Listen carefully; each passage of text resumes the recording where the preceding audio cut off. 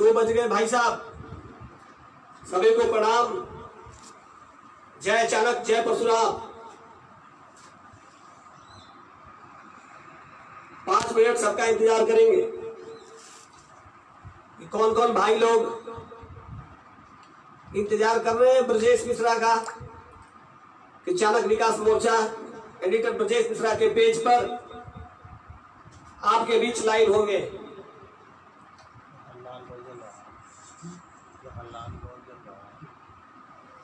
ये आज देश के तमाम ब्राह्मणों के लिए बड़ी खुशी का दिन है, बहुत खुशी का दिन है। इस मुद्दे पर हम आएंगे, बात करेंगे, क्योंकि जो मुद्दे हैं हम उस मुद्दे से भटक कर नहीं बात करेंगे, बल्कि पूरी ईमानदारी से, निष्ठा से हम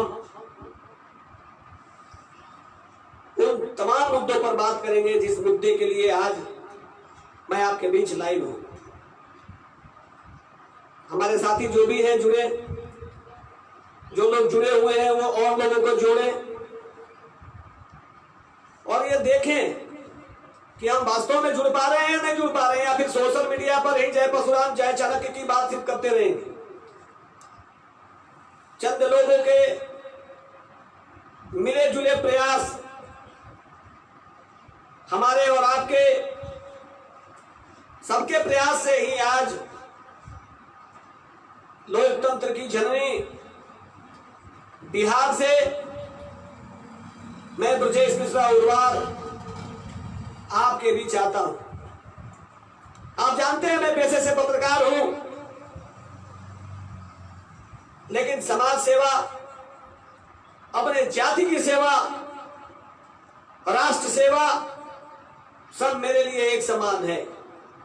अब आप कहेंगे कि राष्ट्रीय सेवा को अपने जाति की सेवा से जोड़ दिया, ये सवाल अगर आप कहोगा तो हम इसका भी जवाब देंगे, क्योंकि हम सबसे पहले ब्राह्मण हैं, इसके बाद हम भारतीय हैं, इसके बाद फिर हम धर्म की बात करेंगे, पहले हम ब्राह्मण हैं। हमारे जो भाई लोग जुड़ रहे हैं उनको अधिक से अधिक जुड़ना चाहिए, क्योंकि हम आज बात करेंगे जिस पे आज पूरा ब्राह्मण बड़ा गौरवान्वित महसूस कर रहा है, बहुत गर्व से फूले नहीं समा रहा है, बड़ी बड़ी टिप्पणियां कर रहा है कि विकास दुबे मारे गए। क्यों मारे गए? किस कारण से मारे गए? आत्मसमर्पण करने के बाद इनकाउंटर क्यों? इन तमाम मुद्दों पर भी बात हम लोग करेंगे ही करेंगे, क्योंकि आज कोरोना के संक्रमण में विकास दुबे का इनकाउंटर कोरोना को भी मात देता दिख रहा है। यह मैं नहीं बल्कि सोशल मीडिया बता रहा है, देश का चैनल बता रहा है। पीठ थपथपाई जा रही है यूपी पुलिस की, पर सच क्या है यह आप सभी जानते हैं कि यह इनकाउंटर कितना जायज है। खैर, मैं किसी अपराधी चरित्र वाले किसी भी व्यक्ति का, चाहे मेरा सगा ही परिवार क्यों ना हो, मैं उसका पक्षधर नहीं, लेकिन कानून को हाथ में लेने का अधिकार किसी को नहीं है कि कानून में हाथ में लेकर आप उसका दुरुपयोग करें। हमारे जो भाई लोग जुड़े हुए हैं, जो लोग जुड़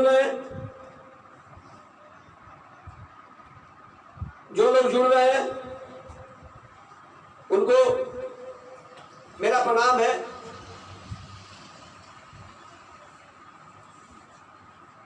हमारे अभिज्ञान भाई को दिक्कत अगर हो रहा है तो आप, दिक्कत नहीं होना चाहिए भाई, क्योंकि 2 घंटा का समस्या है, ये समस्या ही है। अब ठीक है भैया। हमारे साथियों, मेरे अभिभावकों, मेरे नौजवान भाइयों, आज शुक्रवार है, सावन का महीना है। ऐसे तो शुक्रवार को बहुत लोग दूसरे तरीके से जानते हैं कि शुक्रवार का मतलब क्या है। लेकिन मैं किसी चुम्मा की बात नहीं करूंगा।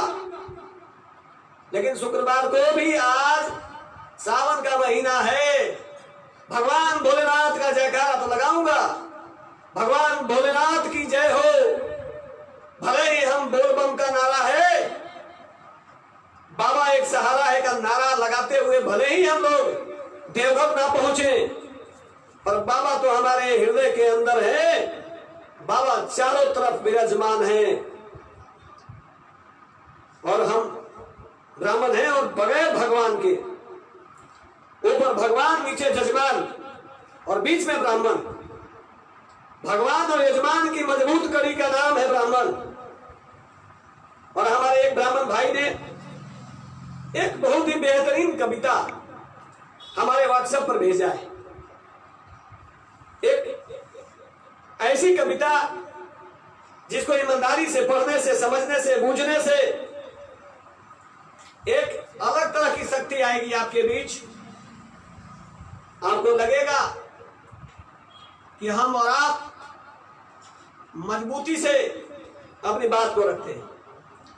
हमारे उस ब्राह्मण भाई को जिसने यह कविता भेजा है उसको प्रणाम करते हैं, बार बार सलाम करते हैं कि आपके अंदर यह भाव सकल दुनिया में, पूरे संपूर्ण ब्रह्मांड में एक मजबूत स्तंभ के रूप में एक नई दिशा देगा, एक नई जागृति देगी।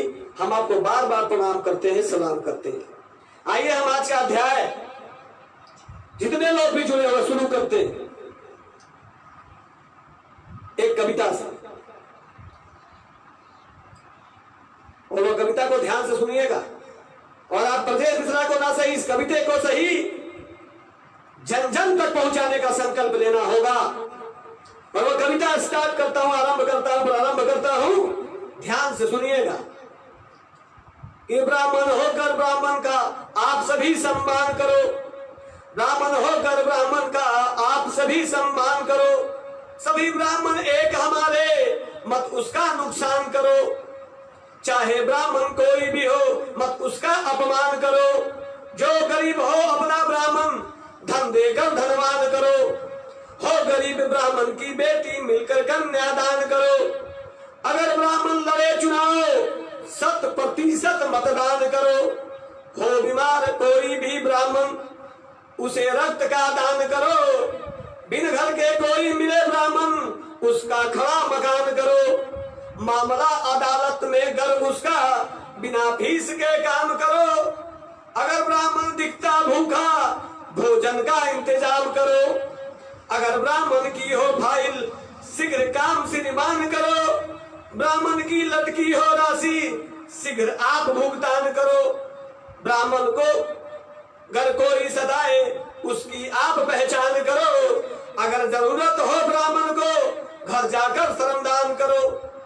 अगर मुसीबत में हो ब्राह्मण फौरन मदद का काम करो। अगर ब्राह्मण दिखे वस्त्र बिन उसे अंग वस्त्र का दान करो। अगर ब्राह्मण दिखे उदास खुश करने का काम करो। अगर ब्राह्मण घर पर आए जय परशुराम बोल सम्मान करो। अगर फोन पर करते बात पहले जय चाणक्य करो। अपने से हो बड़ा ब्राह्मण उसको पैर छूकर प्रणाम करो। हो गरीब ब्राह्मण का बरुआ उसकी मदद तमाम करो। बेटा हो गरीब ब्राह्मण का पढ़ता कॉपी पुस्तक दान करो। ब्राह्मण हो के ब्राह्मण का आप सभी सम्मान करो। धन्यवाद है उस मित्र को जिसने यह कविता लिखा है, और धन्यवाद आप सभी को कि आपने यह कविता सुना है। अब यह कविता पूरे विश्व के हर एक मोबाइल में पहुंचाने का दायित्व सिर्फ ब्रजेश मिश्रा का नहीं, आप तमाम लोगों का भी है। और अगर यह काम हम लोग नहीं करते तो जय जय परशुराम जय जय चाणक्य का नाटक बंद करो। क्योंकि आप चाणक्य और परशुराम के वंशज होने का जो नाटक करते हैं ना भैया, आज उसका नतीजा आपको दिखने लगा है। यह कविता आपको एक नई ऊर्जा प्रदान करती है, एक नई शक्ति प्रदान करती है। और अगर आपको शक्ति प्रदान नहीं करती है तो इसका मतलब है कि आपके भीतर का जमीर मर चुका है। मैं बेबाक बोलता हूं भाई, मेरी बातें बुरी लगती होगी आपको, मैं क्षमा चाहता हूं। वैसे मैं किसी भी बड़े सम्मेलनों में जाकर बड़ी बड़ी सभाओं को, बड़ी बड़ी रैलियों को मैंने संबोधित किया है और मैं बोलकर क्षमा मांगने वाला व्यक्ति नहीं हूं। लेकिन मैं चूंकि अपने समाज के लोगों के बीच में अपनी बात रखता हूं, ये अलग बात है कि सोशल मीडिया के माध्यम से दुनिया के हर क्षेत्र में हमारा संवाद, हमारे चाणक्य जी का विचार लोगों के पास पहुंचता है। अब आप जरा सोचिए कि अगर हम ब्राह्मण हैं और अगर हम सवर्ण हैं तो इस बात का चिंता आज के तारीख में है, क्योंकि आप भले ही अपने आप को तुलसीदास के वंशज समझते हो, भले ही अपने आप को आर्यभट्ट का वंशज समझते हो, गोपाल कृष्ण गोखले की बात कर ले, मदन मोहन मालवीय की बात कर ले, दीनदयाल उपाध्याय की बात कर ले, अटल बिहारी वाजपेयी की बात कर ले, अरे भाजपा के ही 10 ब्राह्मण की बात कर ले, अरुण जेटली की बात कर ले, सुषमा स्वराज की बात कर ले, अटल बिहारी वाजपेयी की बात कर ले, अभी हमारे बीच जीवंत बड़े प्रणेता डॉक्टर मुरली मनोहर जोशी जी की बात कर ले, नितिन गडकरी जी की बात कर ले, जेपी नड्डा जी की बात कर ले, बिहार में मंगल पांडे जी की बात कर ले, केदार, बहुत से लोग हैं देश में, हमारे पूरे हिंदुस्तान में। ऐसा नहीं है कि ब्राह्मण और सवर्ण संसद भवन में नहीं पहुंचे, बल्कि बहुत थोक भाव में पहुंचे। लेकिन ये जो लोग पहुंचे हैं ना भैया, ये बहुत सुलझे हुए लोग हैं।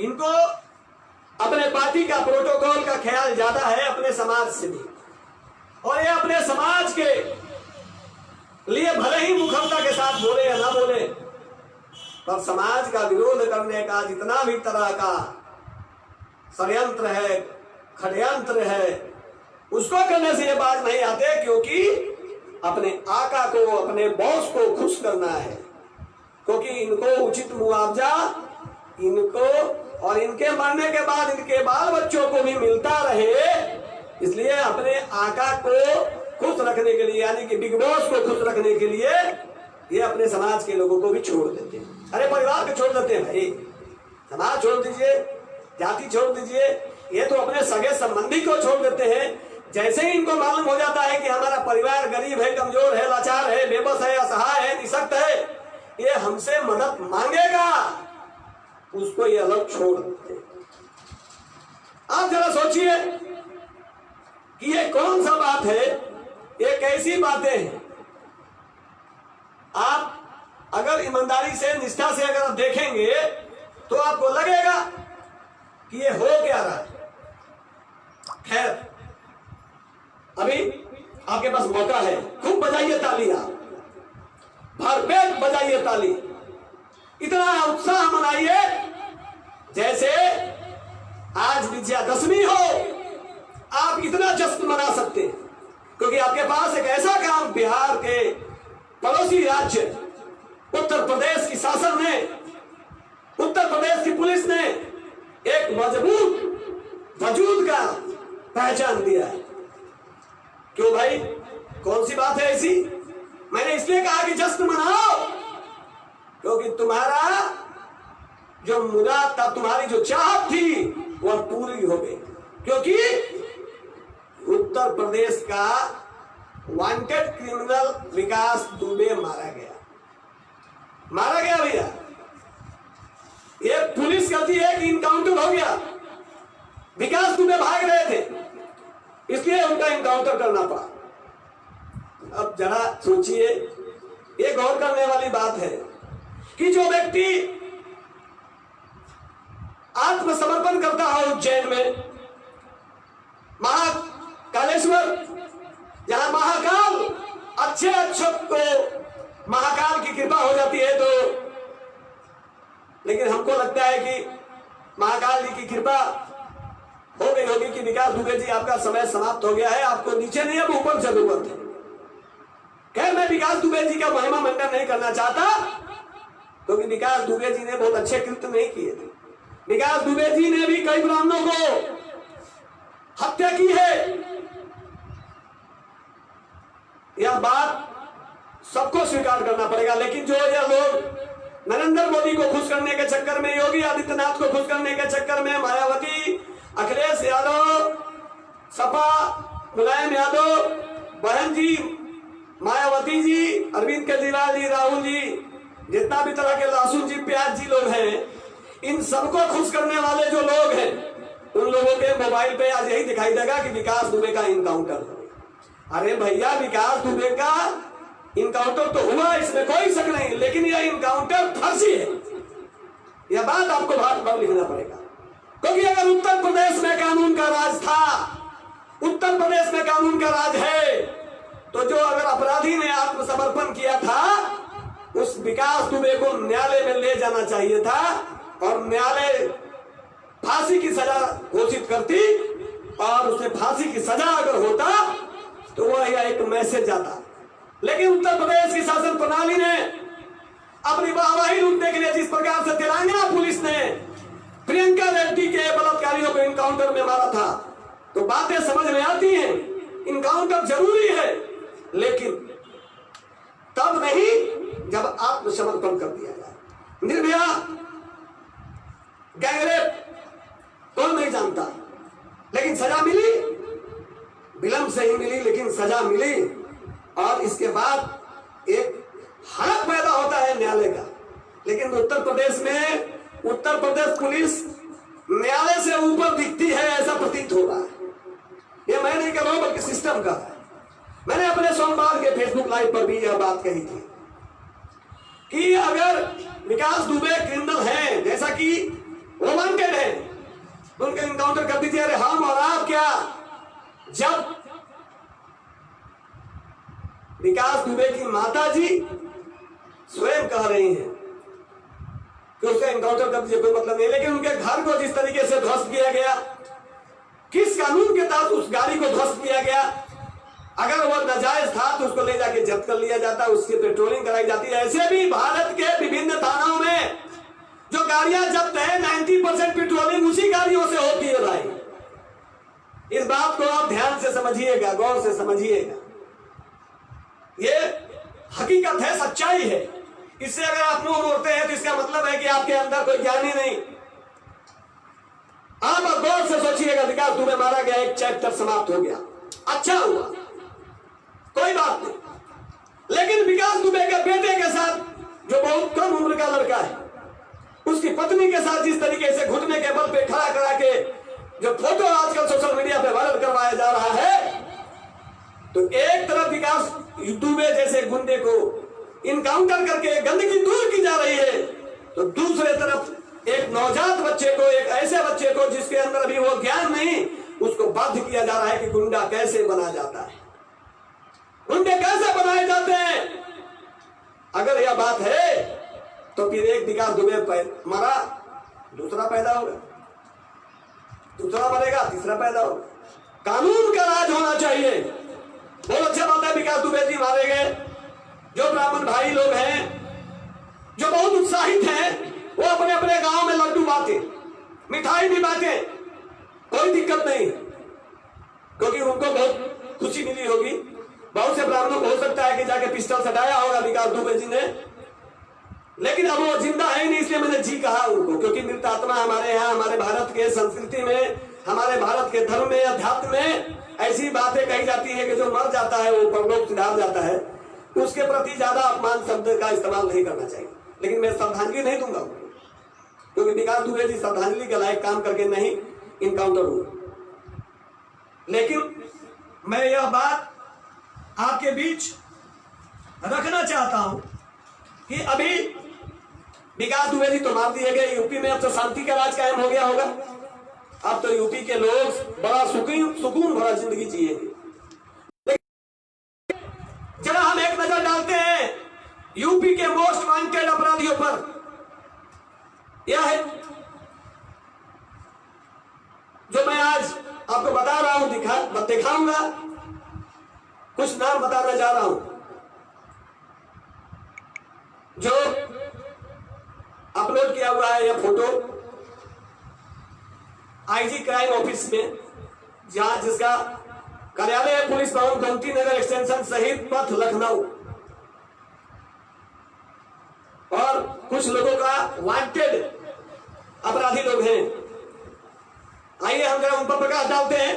UP police STF special task force बहुत ही जाबाज, बहुत ही कर्मठ, लगनशील, ईमानदार पदाधिकारियों का एक जत्था विकास दुबे को जो आत्मसमर्पण करने के बाद मार दिया गया, बड़ी मर्दानगी प्रस्तुत की गई। तो आइए जरा हम एसटीएफ से यह बात जान लें, आईजी क्राइम से यह जाने कि आपके जो मोस्ट वांटेड है, जिन पर इनाम है। स्टार्ट करते हैं मैं कुछ लोगों का नाम। मोनू गुर्जर, मोनू गुर्जर जो मेरठ के रहने वाले हैं और इन पर 50,000 का इनाम है। अब इनका इनकाउंटर कब होगा भगवान जाने। एक साहबुद्दीन है, आप बिहार के साहबुद्दीन की मैं बात नहीं कर रहा भाई साहब, यह गाजीपुर के, इनका नाम है साहबुद्दीन और 2 लाख रुपए, 2 लाख रुपए के ये इनामी अपराधी हैं। और यह रिवाज जो है ना सीबीआई ने घोषित कर रखा है। अब साहबुद्दीन जी का इनकाउंटर कब होगा देखने लायक बात है, या फिर अगली बार जब सरकार बनेगी यूपी में, क्योंकि विकास दुबे जैसा आदमी मार दिया गया तो अब भैया एक टर्म में तो एक ही आदमी ना मारा जाएगा। आइए तीसरा नाम है मनीष सिंह, ये वाराणसी के हैं, इन पर 50,000 रुपया का इनाम है। हमारे एक और गाजीपुर के कुख्यात अतिउर रहमान @बाबू @सिकंदर, इन पर भी सीबीआई का 2 लाख रुपया का रिवार्ड है। अब इनका इनकाउंटर कब होगा भगवान। एक और सज्जन है, अभी सज्जन इसलिए बोले कि क्योंकि इनका इनकाउंटर कब होगा, इसके बाद ना दुर्जन होंगे। बहारुद्दीन, बहार @बहारुद्दीन, ये कौसंबी के कुख्यात अपराधी के रूप में जाने जाते हैं और इन पर भी 50,000 रुपए का इनाम है। अब जरा आप सोचिए कि इनका इनकाउंटर कब होगा। विनोद कुमार, ये बुलंदशहर के अपराधी हैं, इन पर भी 50,000 रुपए का इनाम है। एक और है लखनऊ के कुख्यात सलीम @मुख्तार शेख, अब इन पर कब कार्रवाई होगी भगवान जाने। एक और है सज्जन राम नरेश ठाकुर, ये आगरा के हैं, अब इन पर पुलिस, यूपी पुलिस का मेहरबान होगी, इनका इनकाउंटर कब होगा देखना होगा। एक और सज्जन है वाराणसी के विश्वास नेपाली, अब इनको कब पहुंचाया जाएगा, अब यूपी पुलिस और एसटीएफ इस पर योजना बनाए। एक और सज्जन है वाराणसी के सुनील यादव, एक और सज्जन है बनारस के ही अजीम अहमद, इन दोनों पर भी 50,000 रुपए का इनाम है। एक और सज्जन है आफ्ताब आलम, ये है इलाहाबाद के 50,000 के इनामी अपराधी हैं। एक और अपराधी हैं गाजीपुर के शिवाबिंद, एक और अपराधी हैं जो अंबेडकर नगर के हैं सैयद अहमद सिद्दीकी। एक और है ब्राह्मण देवता, जिन पर भी 50,000 रुपए का इनाम है, पिंटू उपाध्याय। अब जरा सोचिए, उत्तर प्रदेश के पुलिस एक विकास दुबे को जो आत्मसमर्पण कर दिया उसको इनकाउंटर में मारकर अपना पीठ थपथपा रही है, वाहवाही लूट रही है। पर सच अगर यही है तो ये जो आत्मसमर्पण का जो योजना है संविधान में न्यायपालिका के माध्यम से उसको ठेंगा दिखाने का काम किया जा रहा है। अगर आत्मसमर्पण करने वाले व्यक्ति को इनकाउंटर में अगर मार दिया जाएगा तो फिर आत्मसमर्पण का जो योजना है उसको बंद कर देना चाहिए। अपराधी है भैया एक ट्रीटमेंट इनकाउंटर सबके लिए, चाहे वो ब्राह्मण हो, वैश्य हो, दलित हो या फिर अल्पसंख्यक, सबके साथ एक फॉर्मूला। ऐसा नहीं हो कि जो टारगेटेड हो गया या जो चुभने लगा। विकास दुबे को विकास दुबे बनाया किसने? यह बात खुलकर सामने आ जाती है अगर विकास दुबे को न्यायालय में अगर मौका मिलता, क्योंकि इसमें कई पुलिस वाले का चेहरा, कई आईएएस का चेहरा, कई राजनेताओं का चेहरा सार्वजनिक होता और पैंट खुलने लगता। और शायद हो सकता है विकास दुबे के साथ साथ और भी जो लोग इसमें चपंडुक लोग थे, जो दोगला पवित्र के थे, जो उत्तर प्रदेश के शांति व्यवस्था को भंग करने में राजनीति करने वाले लोग थे या पदाधिकारी थे, उनके साथ भी यही हश्र होता। यही कारण था कि भंडाफोड़ नहीं हो, यह काम हुआ तो वो बेहतरीन का, लेकिन तरीका गलत। अब आत्मसमर्पण करने वाला व्यक्ति ने जब आत्मसमर्पण कर दिया तब यह काम नहीं होना चाहिए। उसको फांसी की सजा मिलती, सरेआम लखनऊ के चौक पर फांसी लटकवा दिया जाता तो शायद एक अच्छा संदेश जाता, लेकिन ये तो हुआ नहीं, होगा भी नहीं। तो इन चीजों को ध्यान में रखने की आवश्यकता है कि अगर कोई अपराधी है, विकास दुबे ने अपराध किया है, तो ब्राह्मण समाज भी यही एक ऐसा समाज है जो अपने समाज के अपराधी को भी महत्व नहीं देता, लेकिन अगर गलत कार्य होगा तो हम विरोध जरूर करेंगे। हम बात कर रहे हैं न्यायपालिका की, लोकतंत्र के चारों स्तंभ की। भले ही आप पत्रकारिता को स्तंभ के रूप में, भले ही उसका नोटिफिकेशन हो या ना हो, लेकिन न्यायपालिका, कार्यपालिका और विधायिका को कंट्रोल करने की शक्ति है आज भी पत्रकारिता में, यानी कि चौथे स्तंभ में। 3 पाया का टेम्पू चल सकता है, 4 पहिया वाहन है। एक सिस्टम को चलाने के लिए 4 पाया की कुर्सी की जरूरत है और 3 पाया की कुर्सी बगैर एक चौथे पाया से आप नहीं चला सकते। इसलिए पत्रकारिता का धर्म भी यही है कि समाज को जागृत करने का। अभी कोरोना का संक्रमण का कार्यकाल है, कोरोना का संक्रमण जैसे भी यूपी में है ही नहीं, इस तरीके का माहौल बना दिया गया। विकास दुबे, विकास दुबे, विकास दुबे। अरे विकास दुबे ने कोई सड़क का निर्माण नहीं किया, एक्सप्रेस वे हाईवे का। इतना पॉपुलरिटी आपने दिलवाया यह बताने के लिए कि ब्राह्मणों, अगर यह मंशा होगी कि इस तरीके के कार्य करने से ब्राह्मण समाज का मनोबल टूटेगा, तो ब्राह्मण समाज का मनोबल तो पुर्तगाल नहीं तोड़ सके, डच नहीं तोड़ सके, मुगल नहीं तोड़ सके और अंग्रेज नहीं तोड़ सके। तो भैया ये चंद बहुरूपीय चाणक्य के नीति को नहीं तोड़ सकते, इस भ्रम में ना रहे। लेकिन देखे होंगे आप गौर करके कि ब्राह्मण ने विकास दुबे का विरोध किया। कुछ लोग पक्ष में बोले होंगे, कोई पक्ष में ऐसा बात नहीं बोला होगा कि अपराधी को छोड़ दिया। हाँ, अपराध करने वाले व्यक्ति को जिस तरीके से कानून कहती है अपराध से नफरत करो, तो उसी तरीके से ब्राह्मण ने भी इस तरह की बात कही। लेकिन क्या फर्क पड़ता है भैया? उत्तर प्रदेश में विकास दुबे मार दिया गया, बहुत अच्छी बात। लेकिन मैं उत्तर प्रदेश के प्रधान सेवक, क्योंकि आजकल तो भाजपा का ये फैशन है भैया कि मुख्यमंत्री नहीं, प्रधानमंत्री नहीं, अपने आप को प्रधान सेवक बोलो, प्रधान चौकीदार बोलो। क्योंकि कांग्रेस पार्टी तो खत्म हो चुकी है, कांग्रेस मुक्त भारत हो चुका है लगभग। बाकी पार्टियों की औकात तो ऐसे ही खत्म है, क्योंकि उनकी औकात अपने ही राज्य भर सीमित है, अपने जाति भर सीमित है। ठीक उसी प्रकार से एक षड्यंत्र चल रहा है पूरे देश से ब्राह्मण मुक्त भारत बनाने का। और इसमें एक व्यक्ति या एक जाति जिम्मेवार नहीं, बल्कि हर वक्त लोग जिम्मेवार हैं, जो लोग इस दिशा में काम करते हैं।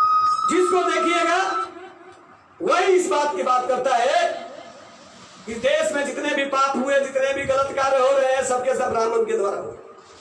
छुआछूत ब्राह्मण करते हैं, विदेशी हैं, तमाम तरह की बातें हो रही।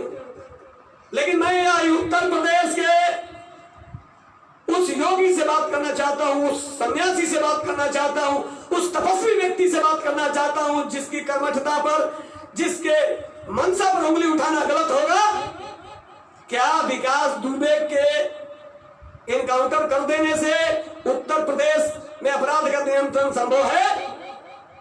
बहुत अच्छा पाले, बधाई के पात्र हैं आप। लेकिन जरा आप यह बताइए कि वो तो अपराधी था, मारा गया, लेकिन लगभग 100 ब्राह्मण की हत्या हुई उत्तर प्रदेश में। उस ब्राह्मण के हत्यारों को कब इनकाउंटर होगा योगी आदित्यनाथ जी? यह बात आप बताएंगे? यह बात आपकी उत्तर प्रदेश की पुलिस बताएगी, जो अपनी मर्दानगी पर बड़ा गौरव महसूस करती है, जबकि अपराध को पैदा करने में उत्तर प्रदेश की पुलिस की भूमिका कितनी सक्रिय है ये बताने की आवश्यकता नहीं, और यह बात प्रमाणित कर चुके हैं आपकी नीति विकास दुबे के मामले में। आपका पुलिस का सिस्टम फेल हो चुका है, ये बताने की आवश्यकता नहीं, और आप विकास दुबे पर ही धौंस दिखा सकते थे। आपकी औकात नहीं कि मुख्तार अंसारी पर बात करें, आपकी औकात नहीं थी। जो हमारे दिल्ली में भी देखिएगा, गौर करिएगा, नरेंद्र मोदी जी का 56 इंच का सीना है, जिससे चीन पैंट में मूत देता है, पाकिस्तान पर खाना कर देता है, लेकिन आपके दिल्ली जो देश की राजधानी है, उस देश के में आईबी ऑफिसर को चाकू से गोद गोद कर मार दिया जाता है, उसका इनकाउंटर नहीं होता। जब सवाल पूछे तो कहेगा कि चीन डरता है, पाकिस्तान डरता है। बहुत अच्छी बात है, हमारे देश से तो डरना ही चाहिए, लेकिन दोगली नीति नहीं, एक नीति सबके लिए, एक कानून। जिस तरीके से संविधान में बना दिया गया ना कि आरक्षण में कुछ लोगों को बाहर निकाल दो, 90% लोगों को निकाल दो, वही नीति नहीं चलेगी। आज कोरोना के संक्रमण में हर व्यक्ति संशंकित है, वो तो विकास दुबे से भी ज्यादा बड़ा अपराध है, लेकिन उस अपराध को फैलाने वाला उस तबलीगी समाज पर कोई बोलना नहीं चाहता, उस पर कोई कार्रवाई नहीं होती। कहां होता है उसे? उसका मकान नहीं है क्या? उसकी गाड़ियां नहीं है क्या? उसके परिवार नहीं है क्या? लेकिन हमारे जो ब्राह्मण हैं, जो हाथ में चूड़ी पहनकर जय हो जय हो जय हो जय हो माला जपते हैं अंधभक्ति का, इसका कारण यही है कि हमारा भाई आईबी ऑफिसर चाकू से गोद गोद कर मार दिया गया, उसको आज तक अभी तक न्याय नहीं मिला। हम ब्राह्मण हैं, हम सवर्ण हैं, बड़ी बड़ी बात करिए, आपकी इच्छा है भरपेट बात करिए, और कविता, दोहा, शायरी, संगीत, गीत खूब लिखिए, लेकिन इससे कुछ होने वाला नहीं। हमारे भाई ने जो एक कविता सुना, मैंने जो प्रारंभ किया, वो कविता वास्तव में दिल को झकझोरता है। ये बात समझना पड़ेगा। हमारे कल एक आचार्य शशिकांत दुबे जी बोल रहे थे, सामाजिक विषयों को रख रहे थे, और हम क्या करते? उनको लगता है, उनको क्या लगता है? सबको लगता है, शशिकांत दुबे जी हो, प्रदीप पांडे जी हो, रामाशंकर दुबे जी हो, आचार्य राजनाथ झा जी हो, हमारे कई बाल कथावाचक, हमारी बहन, कई साथी आते हैं और बोलते हैं, अपनी बात को रखते हैं। लोगों को लगता है हमारे परिवार को या हमारे सवर्ण समाज को या जो भी हमारे भारत के लोग हैं जिनके अंदर विकल्प की तलाश है, वो लोग सिर्फ विकल्प की तलाश सिर्फ बात करते हैं, उनके अंदर कोई तलाश नहीं,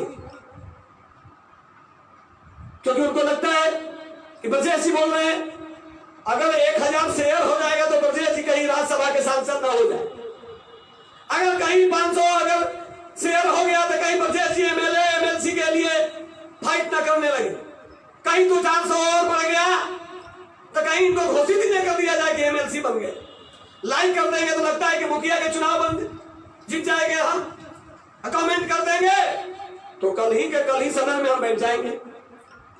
लेकिन आपको एक बात बताना चाहते हैं कि आज पूरे देश में आपके हक और अधिकार के लिए जो बोलने वाले लोग हैं, अगर उनका मनोबल नहीं बढ़ाएंगे, अगर उनके मनोबल के साथ गंदी राजनीति करेंगे, तो आपके हिस्से के हिस्सेदारी की बात करने वाला भी अब इस देश में नहीं बचा है।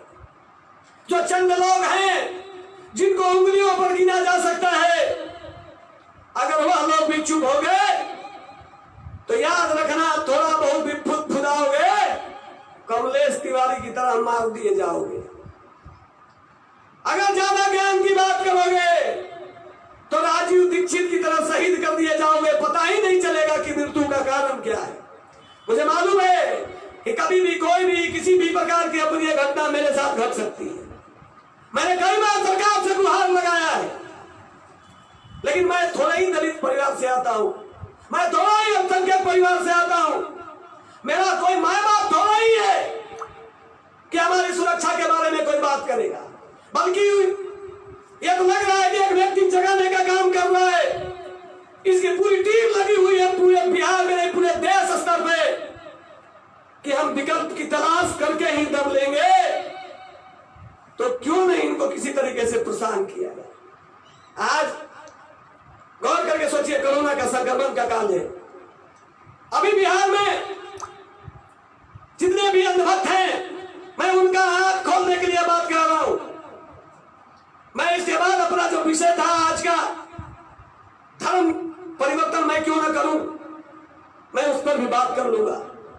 लेकिन जरा कोरोना के संक्रमण में मैं उन भक्तों का ध्यान आकृष्ट कराना चाहता हूं कि आज जब नीतीश जी की भतीजी यानी कि बिहार के मुखिया सुशासन बाबू की भतीजी को जब कोरोना हो गया तो 5 मिनट के अंदर फैसला आता है, 7 दिनों के लिए पुनः पटना को लॉकडाउन कर दिया गया। जरा सोचिए, ये परिवारवाद नहीं करते, ये परिवारवाद नहीं करते। तो इसके पहले कोरोना जब हो रहा था तो लॉकडाउन करने का क्या इरादा था? क्यों नहीं किया गया?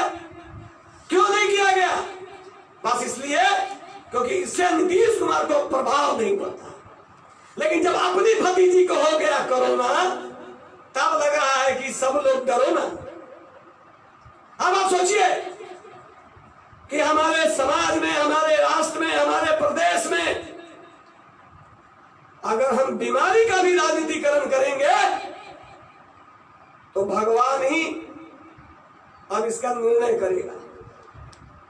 अगर लॉकडाउन जरूरी है, लॉकडाउन ही इस समस्या का स्थायी समाधान है, तो आप करिए ना, कौन रोकता है आप? लेकिन आप नहीं करेंगे। आपको तो चुनाव कराना है, पुनः नवंबर में मुख्यमंत्री के ताज पर पुनः विराजमान होना है। 7वीं बार 8वीं बार मुख्यमंत्री की शपथ लेंगे नीतीश। अरे भैया, जब कोई विकल्प ही नहीं है आपका, तो आप ही मुख्यमंत्री बनेंगे।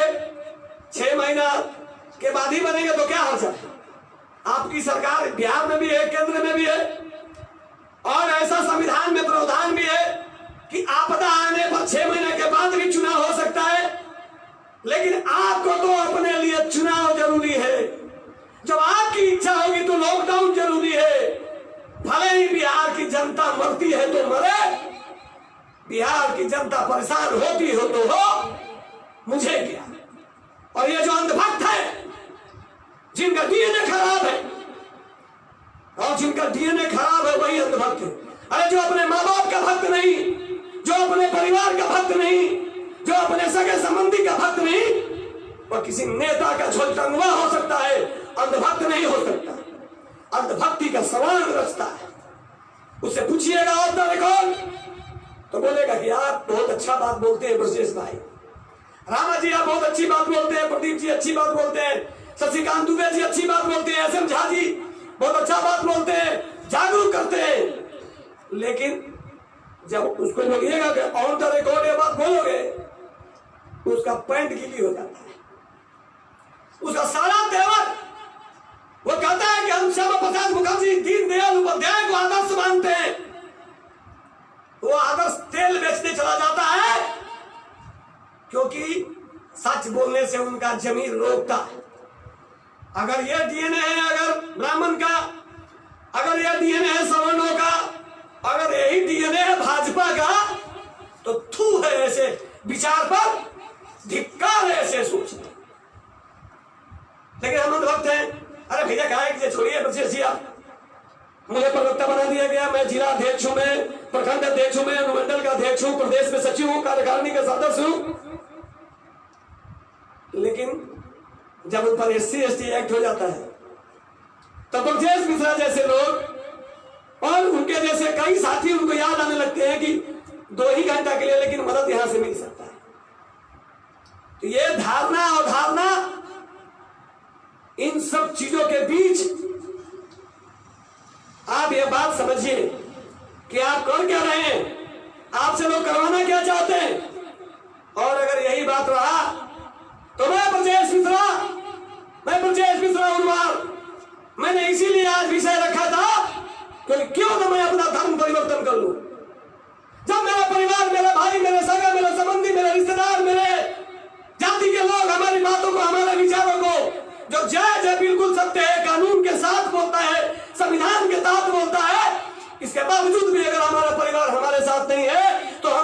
धर्म का अपना परिवर्तन कर ले। मैं क्यों ब्राह्मण अपने आप को कहूं मैं भी ईसाई बन जाऊं, मैं भी क्रिश्चियन के रूप में लाभ भी मिलेगा मुझे, और धर्म परिवर्तन में होता क्या? अगर मुझे आरक्षण के नाम पर नौकरी नहीं मिलेगी, इसी देश में एक कानून की बात करने वाले नरेंद्र मोदी जी के शासन में जो 56 इंच का सीना है, जिसके नाम से चीन और पाकिस्तान पैंट में पेशाब कर देता है, उसके देश में, एक ही देश में 2 तरह का कानून। एक व्यक्ति अगर गलत नहीं किया है बावजूद इसके अपनी बात रख नहीं सकता, पहले उसको जेल जाना पड़ता है। और आप कहते हैं कि देश में सुशासन आ रहा है और मोदी जी 2029 तक रखें। अरे भैया, आजीवन है, कौन रोकता है? अच्छा काम करने वाला रामराज कितने वर्षों तक था? कृष्ण राज कितने वर्षों तक था? कभी किसी ने कुछ बोला? आप अगर इस देश में एक नियम बनाएंगे तभी आपकी महत्ता बढ़ेगी।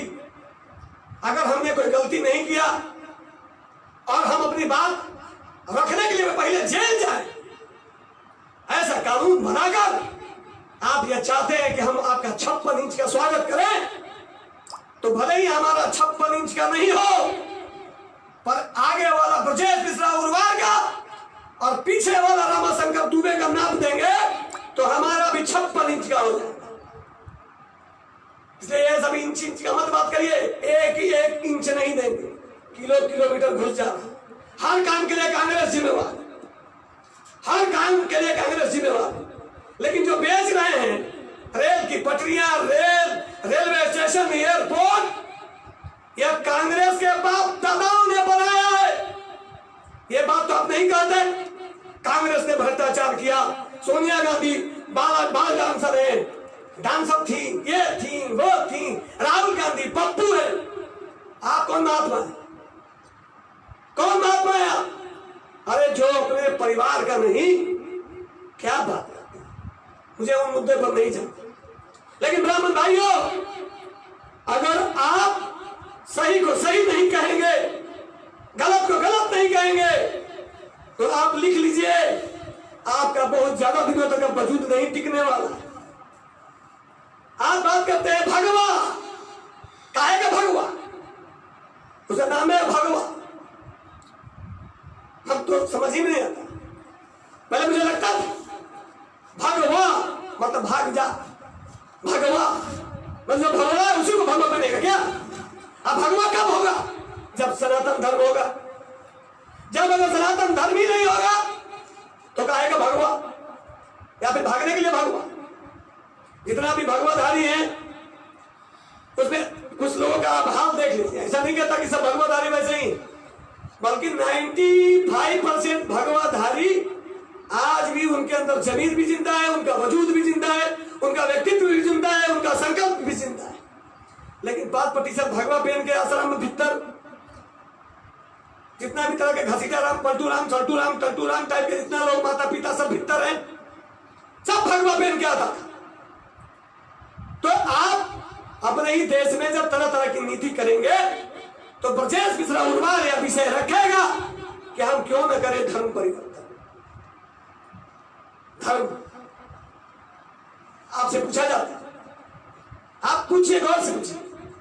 तो पूछते हैं लोग किस धर्म के? अगर हमसे कोई पूछेगा तो हम जात नहीं बताते, हम धर्म नहीं बताते, पहले जात बताते हैं। कौन आप, कौन है? तो ब्राह्मण। लेकिन आप किसी मुस्लिम से पूछिएगा तो ये नहीं बताएगा कि हम शिया है, सुन्नी है, पसमानदा, वो नहीं बताएगा, वो बताएगा मुसलमान है। हमारे यहाँ जैन है, वो जात नहीं बताते, धर्म बताते। हमारे यहाँ जो साथी है, हमारे यहाँ बौद्ध धर्म है, वह जाति नहीं बताई जाती, धर्म बताया जाता है। हमारे यहाँ ईसाई है, वह जाति नहीं बताई जाती, धर्म बताया जाता है। हमारे यहाँ सिख है, हमारे यहाँ जाति नहीं उनकी बताई जाती, धर्म बताया जाता है। हमारे यहाँ नया नया अभी और कलयुगी अवतार हो रहा है, अभी और आधुनिक संतों का भी संप्रदाय बन गया है। आधुनिक संतों का संप्रदाय, यहूदी कबीला, आर्य समाज, संतों का संप्रदाय, सिख धर्म, इस्लाम, ईसाई धर्म, बौद्ध धर्म, जैन धर्म, ये धर्म, ये बात है। अब आप सोचिए कि इस तरह का बात चलेगा। मैंने मजबूर होकर लिखा और यह विषय रखा। आप जरा सोचिए कि मैं इतना पढ़ा तो जरूर हूं कि ग्रुप डी की नौकरी मुझे मिल जाए, छोड़िए बड़ी बड़ी पदों की बात, ग्रुप डी की नौकरी प्राप्त हो जाती है, लेकिन आरक्षण की वजह से नहीं मिलेगी। अब छोड़िए, मैंने तो कभी सब फेरा में मैं तो रहता ही नहीं, मुझे इन सब चीजों से कोई सरोकार भी नहीं। लेकिन जरा गौर से सोचिए कि अगर जो ग्रुप डी की भी नौकरी करने की स्थिति में नहीं है, क्यों भाई? क्योंकि आरक्षण की नीति ऐसी है। और ऐसा नहीं है कि आरक्षण की नीति तरक्की करते हैं, आरक्षण की वजह से बहुत लोग तरक्की करते हैं, लेकिन आरक्षण किसी विशेष वर्ग को सिर्फ मिलता रहेगा। जन्म हुआ तब आरक्षण, स्कूल में मंगल होगा तब आरक्षण, कॉलेज में नामांकन होगा तब आरक्षण, इंजीनियरिंग कॉलेज में नामांकन होगा तब आरक्षण, मेडिकल में एडमिशन होगा तब आरक्षण, नौकरी होगी तब आरक्षण, प्रमोशन होगा तब आरक्षण। तो मौत के लिए आरक्षण क्यों नहीं? ये भी हो कि हम पहले मरेंगे इसके लिए हमको आरक्षण मिले, ऐसा कोई व्यवस्था है क्या? क्योंकि ये तो अम्बेडकर के हाथ में था नहीं। भीमराव अम्बेडकर जी हमारे संविधान के रचयिता है, लेकिन अपने साथ जो और साथी थे 6 लोग, तो उन पर तो कोई बात नहीं होता, उन पर तो कोई चर्चा नहीं होती। ये जरा सोचने वाली बात है। दूसरा है कि आरक्षण की वजह से आपको आपके बौद्धिक क्षमता को कुचल दिया गया। आपने बर्दाश्त किया, आजादी के 73 साल में आपको 10% का लाभ, जो समान आरक्षण है उसको समान आरक्षण कहा के लॉलीपॉप थमा दिया गया। अंधभक्त आजकल प्रचार करते हैं 10% का आरक्षण मोदी जी ने दिया। अरे 10% का आरक्षण नहीं, ये समान आरक्षण है जिसमें सब लोग आते हैं। यही ज्ञान की कमी है अंधभक्तों में कि वो अपना ज्ञान बढ़ाता फिरता है, सच्चाई से मतलब नहीं रखता कि सच क्या। जब उसके बेटों की नौकरी नहीं मिलेगी, जब उसको कष्ट होता है, तब उसको नीति खराब लगती है। एक बार हम तो भगवान से प्रार्थना करते हैं कि जितने भी देश में अंधभक्त हैं, एक बार उन पर SC ST का एक्ट लगे। जितने भी देश में अंधभक्त हैं, चाहे किसी बिरादरी के हो, राजपूत हो, बुनियाद हो, कायस्थ हो, ब्राह्मण हो, यादव हो, कोयरी हो, गुरमी हो, एक बार उन पर यह एक्ट लगे, तब समझ में आएगा कि यह सच्चाई क्या है। अब इसका मतलब यह नहीं कि आप किसी जाति को गाली दीजिए, उसके जाति शब्द कहकर उसको अपमानित करिए, लेकिन आप राजनीति के विद्वेष भावना से, ईर्ष्या से, क्रोध से आप उस पर झूठा आरोप लगा दीजिए। और ये मोदी जी 56 इंच वाले, जिनका 56 इंच का दुहाई दिया जाता है, ये कैसा कानून? आप एक तरफ देश के जम्मू कश्मीर में धारा 370 खत्म करते हैं, हम लोगों का भी सीना चौड़ा होता है कि देश का एक ऐसा राजा है जो राष्ट्र के प्रति समर्पित है, लेकिन फिर ये दोहरी नीति क्यों? इस विचार करने पे बड़ा मन क्रोधित हो। जब जिस देश में अपनी बात कहने की पूर्ण आजादी ना हो, अगर मैंने किसी को गाली नहीं दिया हो, किसी को जाति सूचक शब्द न कहा हो, और हम पर झूठा आरोप लगाकर हमको जेल में दिया जाए और हम अपनी बात कह नहीं सके, तो ऐसे कानून का, ऐसे देश में धर्म परिवर्तन आवश्यक है।